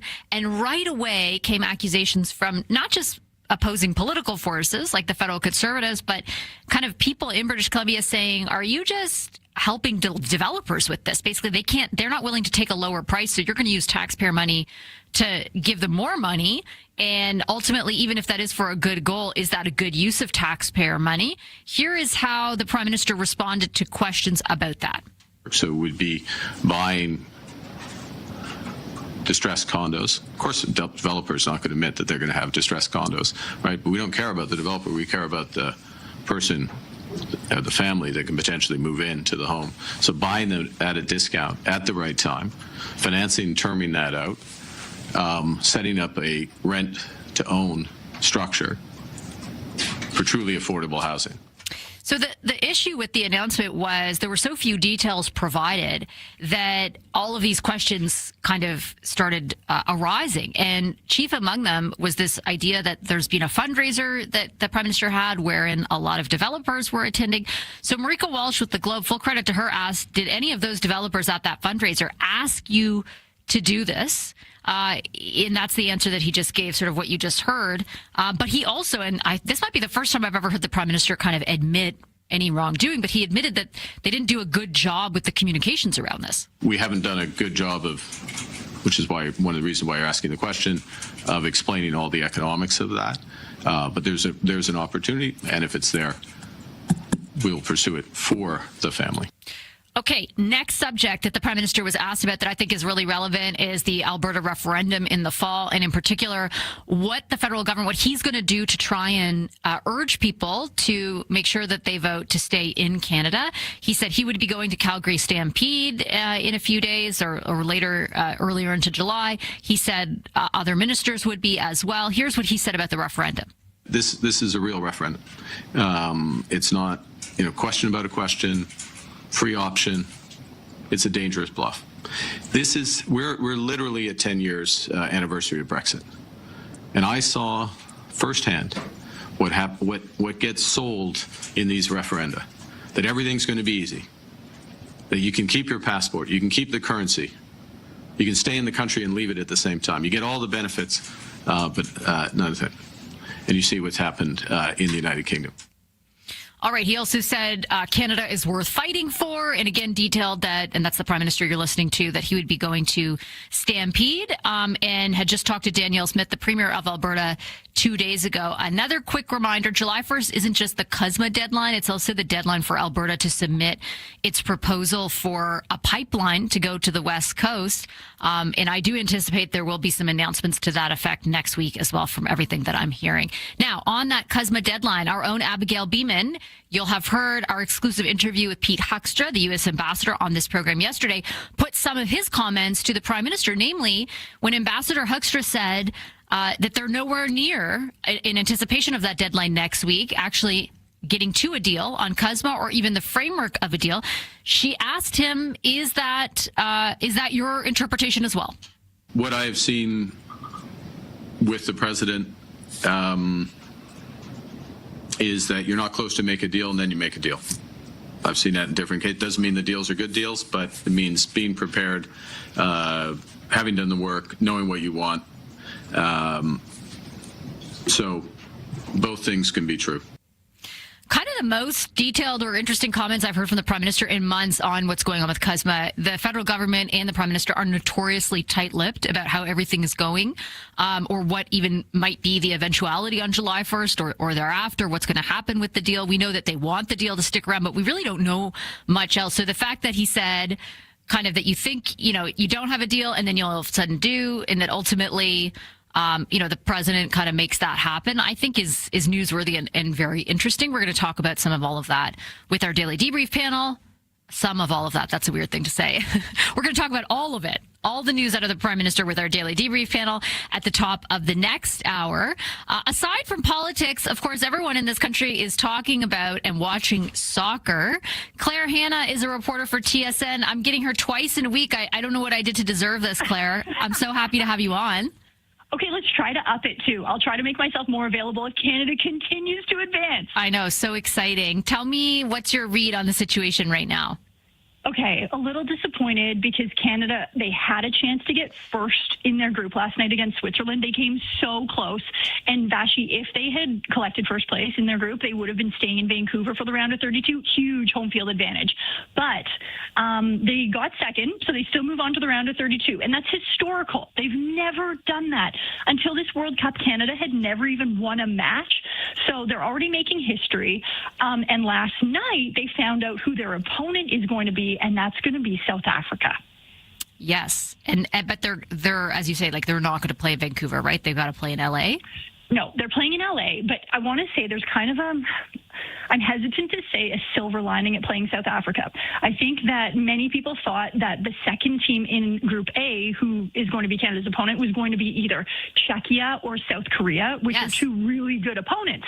Last night, South Africa absolutely stuns South Korea. They beat them 1-0. Nobody expected that. For South Africa, this is their first time advancing to the round of 32 in their history. So both teams are making history. Both teams know that one of them is going to be advancing to the round of 16. But I think that Canada has to make sure that they give a lot of respect to South Africa, because this is also a nation that's kind of upset people and just rolled into this round of 32. But it's a way better opponent than Korea, for example. And I think for Canada, they've got to come in really focused, but now they know it is absolutely attainable to go to the round of 16. And when that happens, Vashi, anything's on the table. Oh, that's very exciting. Outside of the of Team Canada, like who are the teams? What are the things to watch for in this next round? Okay, well, I've been also. Oh, you mean like between South Africa and Canada? No, just like in the tournament more largely. Yeah, I know it's not all about Canada. I know, right? Well, a lot of teams are still actually finishing up their group stages, so we don't know what matchups are going to happen. But I've been in Kansas City for a couple of days following, you've probably heard of him, he's pretty good, but Leo Messi in Argentina. It's almost like maybe covering a politician, because you can't get anywhere close to him, and sometimes you only get 25 seconds of visuals of him. But he's been on a tear. He had a hat trick in his first match with Argentina, scored 2 goals in their second match.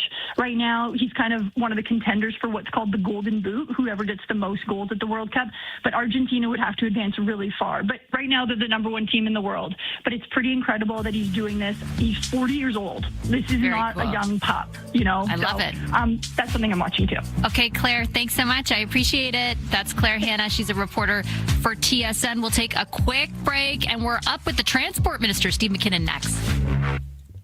Get ready to strut, Victoria. The Tony and Grammy Award-winning hit musical Kinky Boots is coming to the Royal Theatre this July. And CFAX 1070 wants to send you to opening night. Based on true events, Kinky Boots follows the journey of an unlikely pair who discover that you change the world when you change your mind. Tickets are on sale now. Or you could win your way in with CFAX. Listen to Mornings with Ryan and Lisa for your chance to win. Details at cfax1070.com.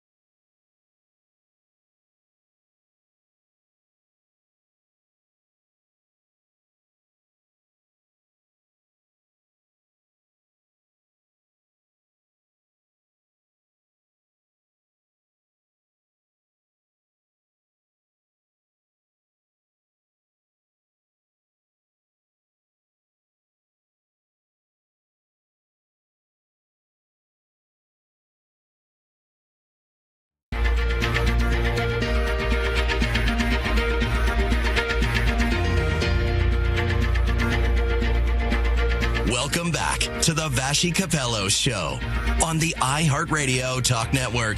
It's 20 minutes past the top of the hour. This week, the federal government announced, a year after it passed the Building Canada Act, to designate projects in the national interest and allow the government to override certain laws to get those projects built, that it would now consider designating 3 in that manner. Transport Minister Steve McKinnon was there for that announcement. I asked him why a year ago, when another minister, Minister LeBlanc, was testifying on the need for this act, he used the word urgent 10 times, and it's taken them another year to even announce they could consider 3 projects. Isn't that, I asked the Minister of Transport, the opposite of urgency? Well, that ignores the other work that's gone on in the past year. One of the very important things that bill created was the Major Projects Office, which has done an analysis, a remarkable analysis, really incredible work over the past year of identifying and really dissecting every major construction, economic development, mineral development, transportation undertaking in the country over a certain threshold. You've seen them be able to help us move projects like the major expansion of the 60% capacity expansion at the Port of Montreal. You've seen new mining projects, whether it be graphite in Quebec or copper in Saskatchewan, LNG projects in British Columbia. The Major Projects Office, and perhaps one of the most misunderstood things about the Building Canada Act was bringing this focus to bear such that projects could get approved with or without these new provisions. And so you've seen us moving with a lot of urgency. And today we've identified projects where the unique ability of that bill to help us compress timelines for building projects of national significance has come into play. And I do want to ask about that unique ability in a moment. But when you use words like remarkable, incredible, and then invoke, for example, LNG projects in BC as evidence of those characteristics, are you not overstating it? I mean, none of those projects are even, see a final investment decision going ahead. The LNG phase 2 does not yet have a final investment decision. Even the other projects that you pointed to, Contrecoeur, the expansion of the Port of Montreal, all of the approvals were already in place. The construction was already slated to begin. Yeah, everything was slated to begin. I've read multiple articles in which the people who are running that expansion were saying, yes, we're on track for X date, Y date, et cetera, et cetera. It's not like the insertion of the Building Canada Act all of a sudden got things going. The same could be said of the copper mine. Darlington was another example Minister Hodgson used alongside you today as well. Ontario had already selected the technology, approved the funding, and begun the site preparation when it was put on the list.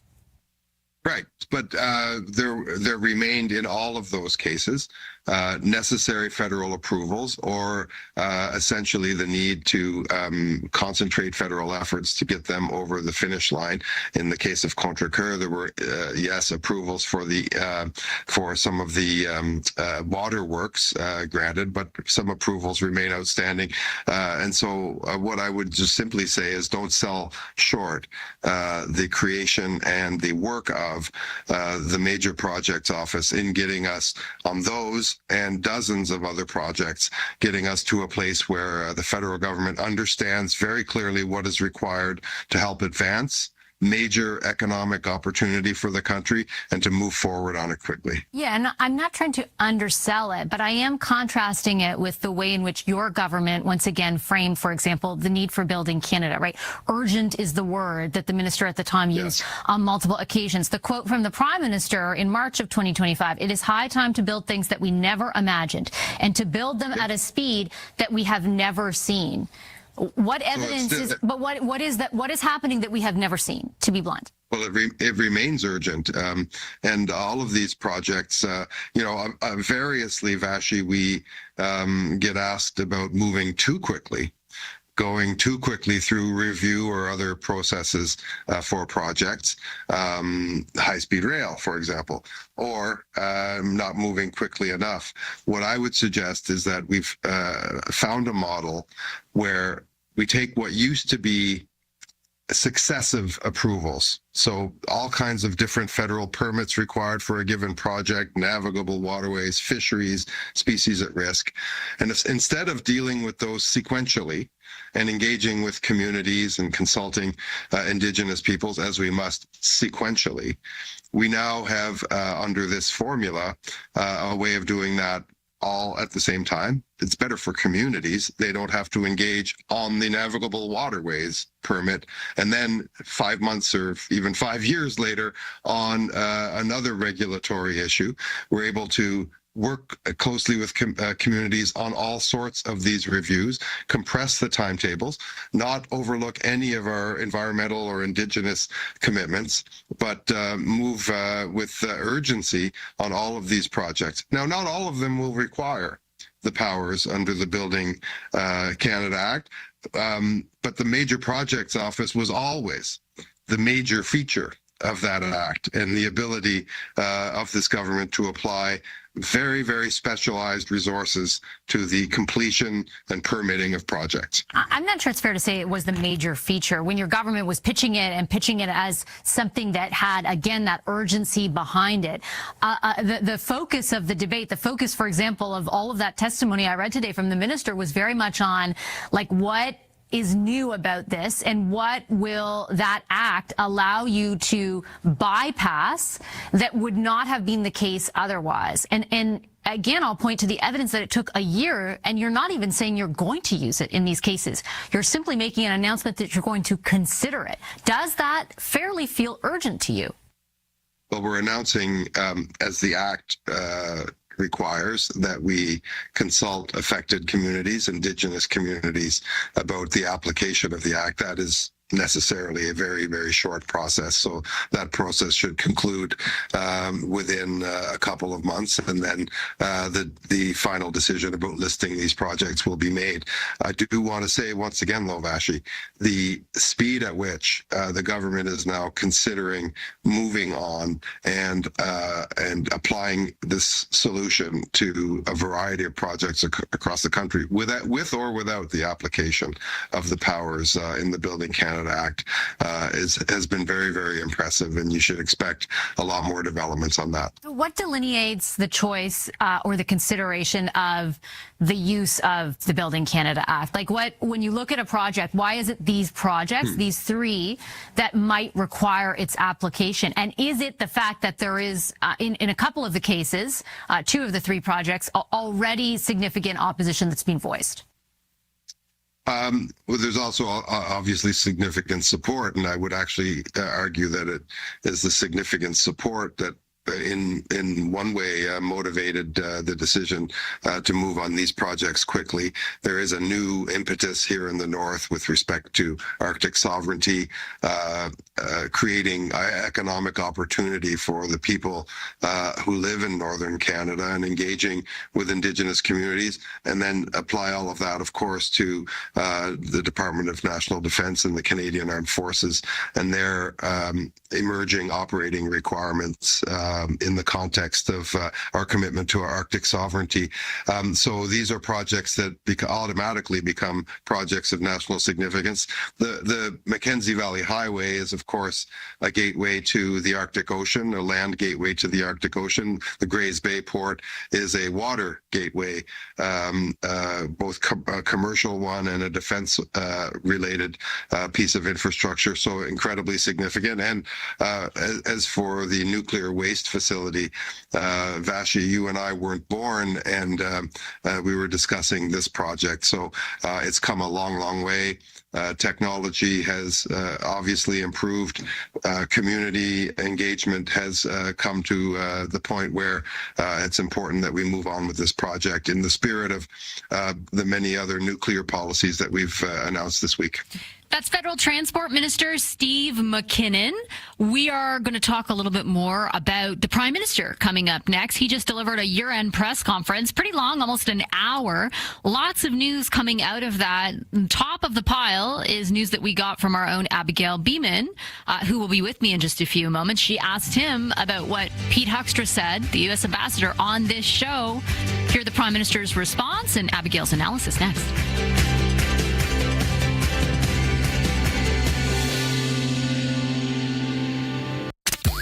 If it's happening, it's here. CFAX 1070.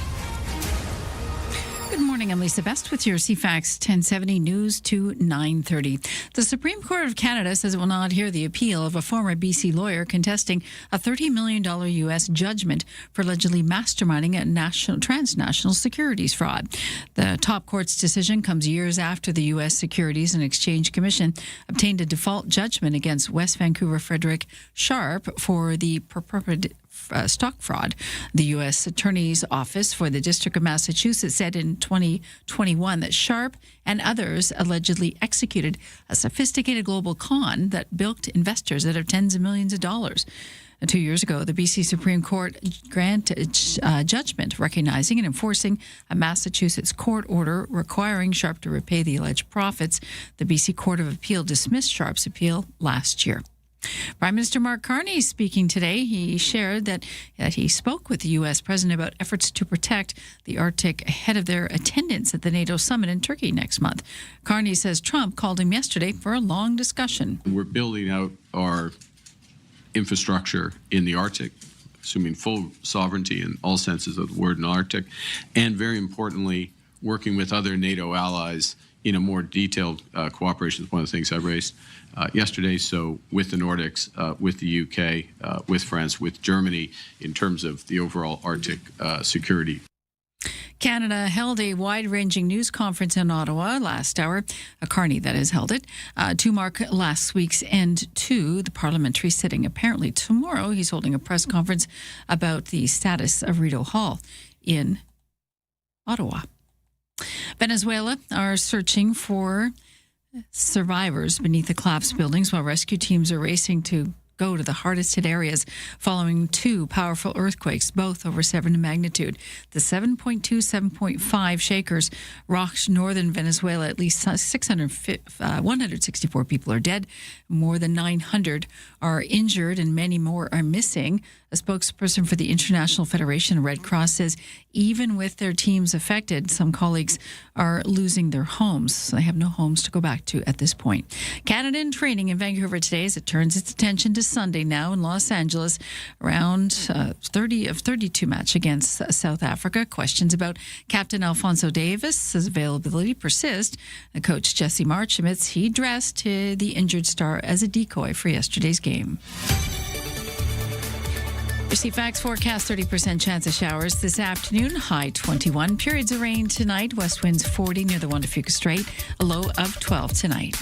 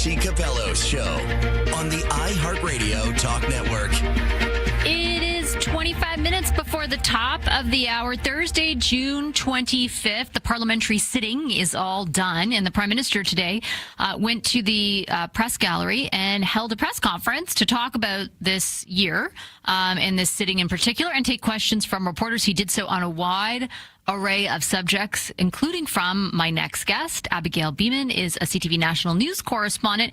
And Abigail is here with me in studio. You asked about the comments that Ambassador Huckster made on this show and on Power Play, basically saying a deal is nowhere close, not even a framework of a deal, even though that July 1st deadline to renew CUSMA is staring us down. Abigail asked the Prime Minister, and we'll get her take on this in a second, but I'll play you the clip first, asked the Prime Minister if he agrees with that. What I've seen with the president is that you're not close to make a deal and then you make a deal.